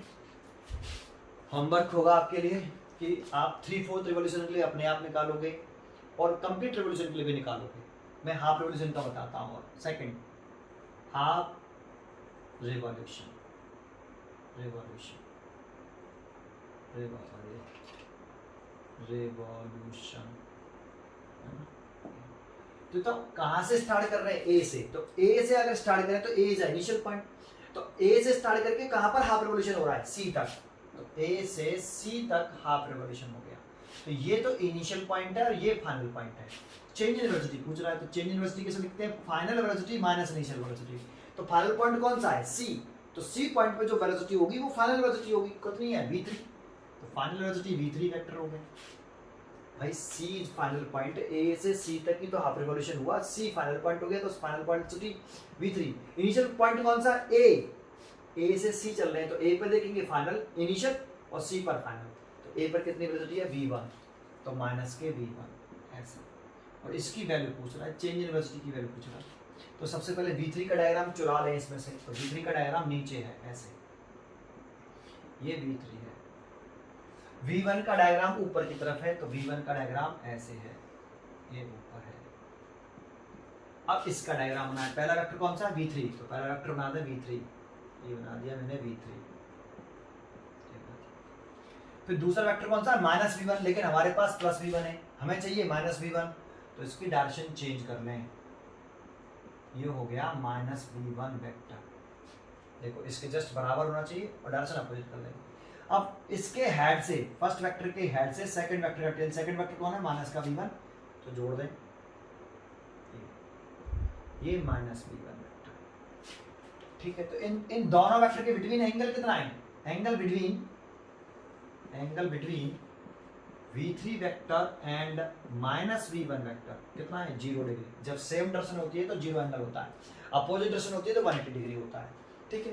तो अगर इसका मैग्नीट्यूड निकालना चाहें, first magnitude of delta v vector, magnitude निकालें तो कैसे निकालेंगे, delta v is equal to root के अंदर फर्स्ट वेक्टर कौन सा है, इसका मैं स्क्वायर, सेकंड वेक्टर का स्क्वायर प्लस 2v3 v1, इनके बीच में एंगल v3 और -v1, v3 और -v1 के बिटवीन एंगल, v3 और -v1 के बीच में कितना एंगल है, 0 डिग्री, तो 0 डिग्री। तो v3 की वैल्यू कितनी है बेटा, v3 की वैल्यू भी v है और v1 की वैल्यू भी v है। तो ये भी v है तो v स्क्वायर, इसकी वैल्यू भी v है तो v स्क्वायर, और cos 0 की वैल्यू 1 होती है, प्लस 2 इसकी वैल्यू v, इसकी वैल्यू v, तो v स्क्वायर, और cos 0 की वैल्यू 1, तो ये हो गया सारा मिला के 4v स्क्वायर, और इसे लिख सकते हैं 2v। तो ये चेंज इन वेलोसिटी आ गई 2v, ये तो मैग्नीट्यूड आ गया। डायरेक्शन निकालने की जरूरत नहीं पड़ती बेटा, याद करना जब मैंने एडिशन सिखाया तब ध्यान से देखना, वहाँ पर डायरेक्शन बताई मैंने। जब दो वेक्टर के बीच में एंगल 0 डिग्री हो तो मैग्नीट्यूड कैसे निकालते हैं, डायरेक्शन कैसे निकालते हैं, जल्दी बताना। तो देखो इसकी डायरेक्शन, इन दोनों की डायरेक्शन सेम है, तो देखो इसका जो डेल्टा भी आएगा ना वो यही आएगा बेटा, ये डेल्टा भी है। जब डायरेक्शन सेम होती है तो ये v है, ये भी v है, तो v प्लस v 2v, तो इसकी डायरेक्शन किधर की तरफ दिख रही है, टूवर्ड द साउथ, तो इसकी डायरेक्शन है towards south, toward the south, इसकी डायरेक्शन है टूवर्ड द साउथ। तो ये देखो ये डेल्टा डायरेक्शन भी निकाल दी, तो डेल्टा वी वेक्टर कितना आ गया, तो मैग्नीट्यूड आ गया 2v और डायरेक्शन आ गई साउथ, 2v साउथ, बस हो गया हाफ रिवॉल्यूशन के लिए मैग्नीट्यूड भी निकाल दिया, डायरेक्शन भी निकाल दिया। अगर 3/4 रिवॉल्यूशन के लिए पूछता, कितने के लिए पूछता, 3/4 रिवॉल्यूशन के लिए अगर क्वेश्चन पूछ रहा है कि 3/4 रिवॉल्यूशन में कितनी वेलोसिटी में चेंज आएगा, तो देखो 3/4 भी बता देता हूँ। कंप्लीट रिवॉल्यूशन के लिए आप फिर निकालना अपने आप, ठीक है, 3/4 के लिए निकाल देता हूँ, एक और कर देता हूँ जिससे और क्लियर हो जाए आपका। अगर 3/4 कहता 3/4 रिवॉल्यूशन, 3/4 रिवॉल्यूशन, तो स्टार्ट कहाँ से किया बेटा रिवॉल्यूशन करना, ए से। क्वेश्चन में कह रहा है स्टार्ट एट फ्रॉम ए, तो ए से स्टार्ट करेंगे तो कहाँ पर 3/4 रिवॉल्यूशन हो जाएगा, ए से स्टार्ट करेंगे तो डी पर हो जाएगा। तो चेंज इन वेलोसिटी निकालें तो फाइनल माइनस इनिशियल, तो इनिशियल पॉइंट ये है, फाइनल ये है, तो फाइनल वेलोसिटी लिखते हैं यहाँ पे, तो ये फाइनल पॉइंट है ना, फाइनल पॉइंट पर कितनी वेलोसिटी है v4, तो v4 vector minus initial point कौन सा a, तो a पॉइंट पर कितनी वेलोसिटी है v1, तो v1 वेक्टर, हमें ये निकालना। तो पहले v4 डायग्राम बनाओ, v4 का डायग्राम कैसे, ये रहा, ये तो v4 हो गया, इसमें से देखते ना ना ईस्ट में रखा है, v1 का चाहिए, तो v1 का ऊपर की तरफ है, ये v1 हो गया। अब इसका फिगर बना लो, v4 प्लस का है तो पहले v4 बना लो, फर्स्ट वेक्टर बनाते हैं, तो फर्स्ट वेक्टर बना दिया मैंने, ये v4 बना लिया। सेकंड वेक्टर माइनस v1 है, लेकिन हमारे पास प्लस v1 है, तो डायरेक्शन चेंज कर लें इसकी, ऐसे ये माइनस v1 वेक्टर, तो यहाँ पर ड्रॉ कर लें, ये माइनस v1 वेक्टर, टेल से टेल और हेड से हेड बना लें, तो ये डेल्टा v, ये डेल्टा v पकड़ बना लो। ग्राफिकल मेथड पर थोड़ा आसान हो जाता है बेटा। v4 और माइनस v1 के बिटवीन एंगल ये 90 डिग्री हो गया, तो डेल्टा इसका मैग्नीट्यूड निकालना है, पहले मैग्नीट्यूड निकाल लें, तो डेल्टा v मैग्नीट्यूड निकाल लें, रूट के अंदर, जैसा नीचे लिख देता हूँ, डेल्टा v मैग्नीट्यूड निकालना है तो रूट के अंदर, इसका मैग्नीट्यूड v4 का स्क्वायर प्लस इसका मैग्नीट्यूड v1 का square plus 2v4 v1 angle v4 और v1 के बिटवीन एंगल, सॉरी गलत, v4 और माइनस v1 के बीच में एंगल, v4 और माइनस v1 के बीच में एंगल कितना, 90 डिग्री। सॉल्व करें बेटा, v4 की वैल्यू v स्क्वायर, इसकी वैल्यू भी v स्क्वायर, cos 90, देखो cos 90 के लिए 0 होती है, ये तो पूरा 0 हो जाएगा, तो ये आ गया v√2, ये इतना मैग्नीट्यूड आ गया। डायरेक्शन निकालें तो इसको अल्फा मान लें या बीटा मान लें, बीटा रिजल्टेंट वेक्टर और इसके बीच में ये डायरेक्शन को बताएगा, तो tan beta is equal to कितना लिखेंगे, ठीक है, आपने सोचा बीटा कैसे लिखेंगे, tan बीटा लिखते हैं, तो यहाँ साइन लिख लेते हैं, यहाँ एंगल आता है ये वाला 90 डिग्री प्लस cos 90 डिग्री, यहाँ और यहाँ बीटा के सामने वाला, इसका मैग्नीट्यूड लिखना है, तो इसका मैग्नीट्यूड v1, इसका मैग्नीट्यूड v1, बच गया v4, तो v4 है यहाँ, लेकिन v1 का मैग्नीट्यूड v है और v4 का मैग्नीट्यूड भी v है, तो इस जगह पे v, इस जगह पे v, इस जगह पे v, ये हो गया v, इसकी वैल्यू 1 और ये हो गया v, ये v इंटू 0, तो ये 0 हो जाएगा, तो ये v रह जाएगा, उधर से भी v रह जाएगा, वैल्यू आ जाएगी 1, तो tan beta is equal to tan 45, तो tan से tan कट जाएगा, बीटा की वैल्यू आ जाएगी बेटा 45। अब डायरेक्शन लिखें तो जिस पॉइंट पर बीटा बनता है वहाँ पे ये बना लीजिए आप डायरेक्शन के लिए, ये ईस्ट है, ये नॉर्थ है, ये साउथ है, ये वेस्ट है, किसके बिटवीन आ रहा है डेल्टा वी, डेल्टा वी की डायरेक्शन तो चाहिए, डेल्टा वी तो किसके बिटवीन आ रहा है, ईस्ट और साउथ के बीच में, और 45 आ रहा है, तो हम इसके सामने डेल्टा वी वेक्टर का मैग्नीट्यूड वेक्टर मैग्नीट्यूड तो ये आ गया v√2, और डायरेक्शन लिखें तो 45 आ रहा है, इससे 45 तो इससे भी 45 है, तो साउथ डैश वेस्ट लिख दो, east west, east dash south लिख दो, कुछ भी लिख सकते हो, डैश लगाना है बीच में, साउथ डैश ईस्ट, ये इसका ये मैग्नीट्यूड हो गया, ये डायरेक्शन हो गई, 45 है तो डैश लगा देते हैं हमेशा, और कभी डैश लगा रहा हो तो उसका मतलब 45 डिग्री से ही होता है, ये रिजल्टेंट जो है साउथ और वेस्ट के बिटवीन से, ये डेल्टा वी की जो डायरेक्शन है वो साउथ और वेस्ट के बिटवीन 45 डिग्री से पास हो रहा है, हमेशा डैश लग रहा हो तो उसका मतलब ये होता है। ऑफ लगाएंगे तो फिर बताएंगे, अभी पीछे बताया था मैंने आपको, ये क्वेश्चन समझ में आया, ठीक है। एक क्वेश्चन और बताता हूँ, देखो ये जो मैं बता रहा हूँ ये न्यूटन लॉ ऑफ मोशन में जब आगे पढ़ेंगे तब कंसेप्ट यूज होगा। ये सुन लो बस केवल, ये एक वॉल है, दीवार है ना, एक दीवार है बेटा, रिजिड वॉल, और एक यहाँ से एक मेरे पास एक ये बॉल है, बॉल गेंद, ठीक है, दीवार से v वेलोसिटी से स्ट्राइक करती है बेटा। स्ट्राइक करते समय इसकी वेलोसिटी v है, टकराते समय वेलोसिटी v है, टकरा के ये रिबाउंड हो जाती है सेम पाथ पर, वापस लौट जाती है सेम वेलोसिटी से। तो देखो ये टकरा के इसी वाले पाथ पर आएगी, लेकिन मैं उसे नीचे दिखा देता हूँ, ये टकरा के वापस ऐसे आ गई v वेलोसिटी से। एक्चुअल में तो ये दीवार से, ये दीवार है, ये बॉल ऐसे जाएगी और ऐसे ही लौट आएगी, तो गई ऐसे है और फिर लौट के भी ऐसे ही आएगी, लेकिन मैंने उसको ऊपर नीचे कर दिया है, ठीक है। ये दीवार है आपकी, ये दीवार है, बॉल है। तो देखो इसे मैं इनिशियल वेलोसिटी का मैग्नीट्यूड तो सेम है v, ये फाइनल वेलोसिटी मान लेता हूँ v, ये भाई टकराने से पहले, ये टकराने के बाद है पोजीशन, इसकी पोजीशन बॉल ए, एक ही बॉल है, ये बॉल ए टकराने से पहले, ये टकराने के बाद, रिबाउंड होने के बाद, तो ये फाइनल है, ये इनिशियल है।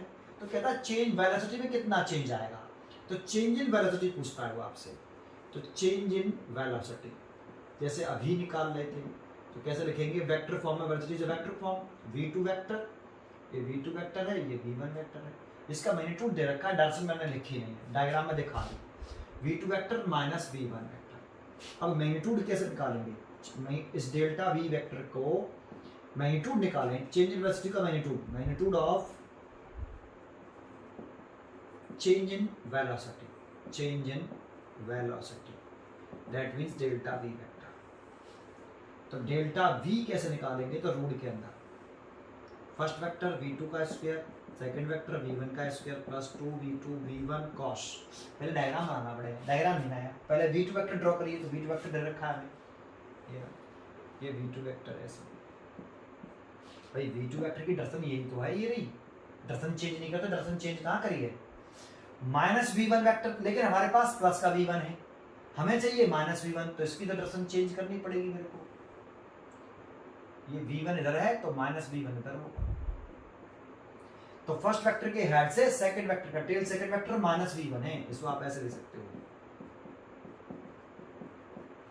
तो यहां से ड्रॉ करना पड़ेगा ऐसे, ये माइनस v1 वेक्टर, तो तब दोनों वेक्टर की डायरेक्शन कैसी है, सेम, ग्राफ बनाओ पहले, यहाँ पे मत देखना कि डायरेक्शन अपोजिट है, पहले इसका ग्राफ बनाइए, तो थीटा हो गया 0 डिग्री, सेम है डायरेक्शन, तो 0 डिग्री, वैल्यू पुट कर लो, v2 का मैग्नीट्यूड, v2 वेक्टर का मैग्नीट्यूड और v1 वेक्टर का मैग्नीट्यूड, दैट मींस मैग्नीट्यूड तो इक्वल है ना, v1 और v2 का मैग्नीट्यूड कितना है, v, सेम वेलोसिटी से मैग्नीट्यूड सेम है, डायरेक्शन अपोजिट हो गई है ना, तो यहाँ पर v स्क्वायर प्लस ये भी v स्क्वायर प्लस ये 2v इंटू v, तो v स्क्वायर cos 0 की वैल्यू 1, तो ये हो गया हमारा 4v स्क्वायर, तो ये हो गया हमारा 4v स्क्वायर और ये हो गया 2v।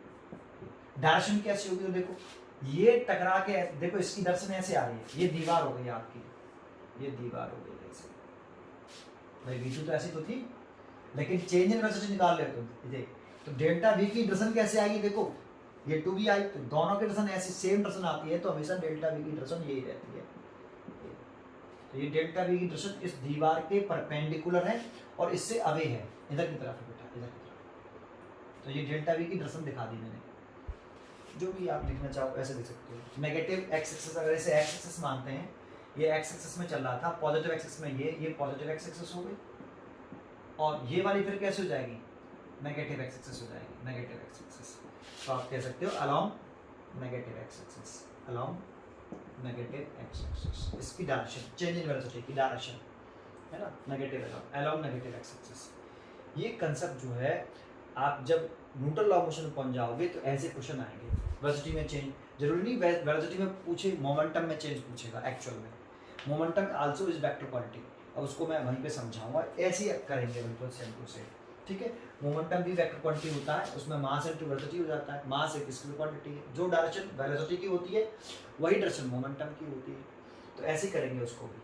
अभी तो velocity change in moment, change in वेलोसिटी कैसे निकालते हैं क्लियर है, ठीक है। इसमें भी एक क्वेश्चन और बन जाता है ऐसे ही, इसी में एक क्वेश्चन है, एक तो ये बन गया, इसमें एक क्वेश्चन ऐसे ही बनता है बेटा कि वो क्या करेगा कि ऐसे एक दीवार दे देगा, ऐसे, है ना। और यहाँ पर एक बॉल ऐसे v वेलोसिटी से टकराएगा इससे, अब ऑब्लिकली टकरा रहा है, फिर कहेगा कि ये इससे ऐसे और यहाँ से ये परपेंडिकुलर लेगा, कहेगा ये थीटा है, ये आपका 30 डिग्री है मान लो, ऐसे करेगा। और फिर ये रिबाउंड हो गया इससे ऐसे, कितने एंगल से रिबाउंड हुआ ये 30 डिग्री से, ऐसे 90 डिग्री से रिबाउंड हो गया, इनिशियल इंसिडेंट वाले से 90 डिग्री से, ऐसे ये बॉल रिबाउंड हो गई सेम वेलोसिटी से, वेलोसिटी का मैग्नीट्यूड चेंज नहीं हुआ, सेम मैग्नीट्यूड से रिबाउंड हुआ, इस बॉल की मैग्नीट्यूड और इस मैग्नीट्यूड सेम है, रिबाउंड हो गई ऐसे। फिर पूछ रहा है दोबारा से चेंज इन वेलोसिटी पूछ रहा है, अगेन चेंज इन वेलोसिटी पूछ रहा है, तो इसकी चेंज इन वेलोसिटी कैसे निकालेंगे वो जरा ध्यान देते हैं। चेंज इन वेलोसिटी ये सीख लो बेटा, सीख लो, थोड़ा सा टफ जरूर है, मतलब अच्छा क्वेश्चन है वो, है ना, थोड़ा सीख लेंगे तो बहुत आसान है। देखो इसको v1 वेक्टर मान लें, एक इसे दो तरीके से कर सकते हैं, एक कंपोनेंट मेथड, अभी मैंने कंपोनेंट मेथड सिखाया नहीं है इसलिए कंपोनेंट मेथड से नहीं करेंगे, इसी मेथड से करेंगे। एक कंपोनेंट मेथड होता है वो थोड़ा सा इजी होता है, मैं उसे आगे सिखाऊंगा जब न्यूटन लॉ ऑफ मोशन हम पढ़ेंगे तब। अभी तो डायरेक्ट सीख ली, जो कंसेप्ट हमने सीखा है, ये v2 वेक्टर मान लें, इसकी वैल्यू ध्यान रखना v है, इसकी वैल्यू मैग्नीट्यूड भी इक्वल है, मैग्नीट्यूड इक्वल है, ये v1 वेक्टर मान लें, ये v2 वेक्टर मान लें, ठीक है, बना मान लिया। तो एक बात बताओ, अगर हम चेंज इन वेलोसिटी निकालें इसका, बॉल की वेलोसिटी में कितना चेंज आया, तो चेंज इन वेलोसिटी, चेंज इन वेलोसिटी फिर हम लिखें तो हम लिखेंगे delta v vector is equal to v2 vector minus v1 vector. तो इसका मैग्नीट्यूड निकालें तो डेल्टा v वेक्टर का मैग्नीट्यूड निकालना है, तो delta v is equal to root के अंदर v2 का स्क्वायर प्लस v1 का स्क्वायर प्लस 2v2 v1 और कॉस एंगल किसके बिटवीन आएगा, एंगल आएगा between v2 vector and minus v1 vector, v2 vector and minus 1 v vector के between angle आएगा, ठीक है। अब v2 वेक्टर तो ये रहा हमारा, ये v प्लस का v1 वेक्टर है, तो एक बात बताओ, इस ये प्लस का v1 है तो इसको एक्सटेंड करके हम ऐसे बना सकते हैं, ये v1 वेक्टर देखो एक्सटेंड कर लेंगे, मैम तो शिफ्ट करना अलाउड होता है, लेकिन किस तरह से शिफ्ट करना अलाउड होता है कि उस वेक्टर का मैग्नीट्यूड नहीं चेंज हो और डायरेक्शन चेंज नहीं हो, तो आप इस वाले वेक्टर को शिफ्ट कर लो बेटा, यहाँ से ऐसे आपने ये शिफ्ट कर लिया, ये वाला बॉल ये आ गई ये डायरेक्शन, ये v1 वेक्टर शिफ्ट किया है अभी, है ना, ये शिफ्ट कर लिया। अब ये तो इसकी डायरेक्शन हमें चाहिए minus v1 vector, minus v1 vector, देखो v2 वेक्टर तो ऐसे था, ये दीवार है आपकी और v2 वेक्टर ऐसे था, ये तो v2 वेक्टर है, फर्स्ट वेक्टर हमें ड्रॉ करना था v2 वेक्टर। अब सेकंड वेक्टर कौन है, सेकंड वेक्टर है माइनस v1 वेक्टर, तो माइनस v1 वेक्टर हम पहले कौन से मेथड से कर रहे हैं, सेकंड मेथड से कर रहे हैं, टेल से टेल मिलाते हुए। तो देखो ये प्लस का v1 है, सेकंड मेथड से डायग्राम बना रहे हैं तो ये होगा हमारा इसके जस्ट अपोजिट डायरेक्शन में, इसके अपोजिट डायरेक्शन में जस्ट माइनस v1 वेक्टर, ये v1 वेक्टर तो ये वाला होगा माइनस v1 वेक्टर, ठीक है। अब पैराग्राम कंप्लीट करिए, इसके पैरेलल लाइन बनाइए पहले ऐसे, और इसके पैरेलल लाइन बनाइए, इसके पैरेलल लाइन बना लीजिए, पैराग्राम बना लीजिए बेटा। तो देखो ये अगर माइनस v1 वेक्टर है तो ये वाला भी माइनस v1 वेक्टर होगा, ये वाला। तो आप क्या करते हो, फर्स्ट वेक्टर के हेड से, तो फर्स्ट वेक्टर v2 है, उसके हेड से सेकंड वेक्टर का टेल लगाते हो, तो सेकंड वेक्टर का टेल लगा दीजिए, देखो मैंने minus v1 vector, minus v1 vector, तो ये v2 वेक्टर हो गया फर्स्ट मेथड में, आगे वापस ये v2 ये माइनस v1, ये हो गया इसका रिजल्टेंट वेक्टर, ये हो गया resultant vector delta v vector, है ना। अच्छा, अब हमें एंगल किसके बिटवीन एंगल लेना है, एंगल लेना है v2 वेक्टर और माइनस v1 वेक्टर के बीच में टेल टेल, तो बेटा ये तो एंगल हुआ टेल टेल ये वाला, और जो कितना दे रखा है यही तो v1 था, ऐसे तो था ये वाला ऐसे, तो ये 30 है, ये 30 है, ये वाला 30 है और ये 30 है, तो कितना एंगल हो गया v2 और माइनस v1 के बीच में टेल टेल 60 डिग्री हो गया, देखो ये पूरा एंगल 60 डिग्री हो गया, तो ये 60 डिग्री आ जाएगा साहब यहाँ, तो यहाँ हम एंगल लिख देंगे v2 वेक्टर और माइनस v1 वेक्टर के बिटवीन 60 डिग्री। ग्राफिकल मेथड अगर आपको स्ट्रॉन्ग है, थोड़ा आसान है, कुछ नहीं, डेल्टा v, मेरे सारे वीडियो देखिए पीछे से, बहुत अच्छी तरीके से मैंने ग्राफिकल मेथड समझाया है। अभी मैंने आपको सब्ट्रैक्शन का सिखाया, लेकिन उसके लिए आपको पूरा ध्यान से देखना होगा बेटा, बनाते हुए समझते हुए। V2 की वैल्यू V, तो V का स्क्वायर, V1 की वैल्यू V प्लस 2V का स्क्वायर, cos 60 की वैल्यू 1/2, तो 2 से ये 2 कट गया, ये हो गया रूट के अंदर 3V square, that means V√3। V√3। अगर डायरेक्शन चाहिए डेल्टा V की, तो डायरेक्शन कैसे निकालते हैं, टेल। देखो ये तो पूरा एंगल हो गया आपका थीटा हो गया, और ये होगी इसकी डायरेक्शन बीटा, रिजल्टेंट वेक्टर और V2 वेक्टर के बीच। अगर tan बीटा निकालना है आपको, तो tan बीटा लिखेंगे साइन, यहाँ जो एंगल लिखा 60 डिग्री, तो 60 degree divided by plus cos 60 degree, यहाँ और यहाँ अल्फा बीटा के सामने वाला मान लो -V1 V के बराबर ही, तो V लिख देंगे, यहाँ पर भी V1, यहाँ बच गया क्या V2 भी V के बराबर है, तो V लिख देंगे। तो V साइन 60 की वैल्यू होती है √3/2, और V प्लस V cos 60 की वैल्यू होती है कितनी, 1/2, तो ये 1/2 आ गया। देखो V प्लस V/2 3V/2 हो गया, 3V/2, 2 से तो 2 कट गया, V से V कट गया, और √3 से √3 3 बार कट जाएगा, √3 बार। तो बीटा की वैल्यू आ जाएगी tan बीटा, ये कितने की वैल्यू हो गई, tan बीटा ये वैल्यू हो गई tan 30 डिग्री की, tan से tan कट गया, बीटा बराबर 30 डिग्री। वैसे भी तो बताओ, ये V2 और V1 मैग्नीट्यूड में इक्वल थे, तो रिजल्टेंट मिलकर बाइसेक्टर से जाएगा, थीटा का, ये थीटा 60 डिग्री था, इसका बाइसेक्ट करेंगे तो 30 डिग्री आ गया, तो 30 डिग्री तो आना ही था। ठीक है, इसकी दर्शन निकालनी है, तो बीटा इस जगह भी तो बना है, तो यहाँ पर बनाएंगे बेटा, इस जगह पर बीटा बना, जिस जगह पर ये बना लो, ये नॉर्थ, ये ईस्ट, ये साउथ, ये वेस्ट। 30 डिग्री आया, किससे बना रहा है एंगल बताओ, वेस्ट से। किसके बीच में, किसकी दर्शन निकालनी है, डेल्टा V की निकालनी है बेटा, इसकी दर्शन निकालनी है, तो इसमें तो डायरेक्शन तो डेल्टा V की निकालनी थी ना। 30 डिग्री जरूर आया, लेकिन ये डायरेक्शन जो आ रही है अलोंग नेगेटिव एक्स एक्सिस आएगी बेटा, कैसे आएगी, along negative x axis, delta V की दर्शन आएगी अलोंग नेगेटिव एक्सिस। या फिर हम कह सकते हैं V2 से कितना एंगल बनाते हुए, इस V2 से 30 डिग्री एंगल बनाते हुए, ये 30 डिग्री एंगल बनाते हुए V2 से बेटा, V2 से 30 डिग्री एंगल बनाते हुए ऊपर की तरफ, है ना, V2 से है, बट साउथ और ईस्ट नहीं ले सकते बेटा, इसमें साउथ और ईस्ट नहीं आएगा, क्योंकि डेल्टा V हमारा साउथ और ईस्ट नहीं आएगा, बस ये कह सकते हैं along negative x axis, along negative x axis. ठीक है, ये बात समझ में आ रही है आपको, ये ठीक है। तो एक क्वेश्चन आया, इसको और आगे पढ़ेंगे हम कंपोनेंट मेथड से, अभी हाल ये समझा। चलो एक और क्वेश्चन बताता हूँ।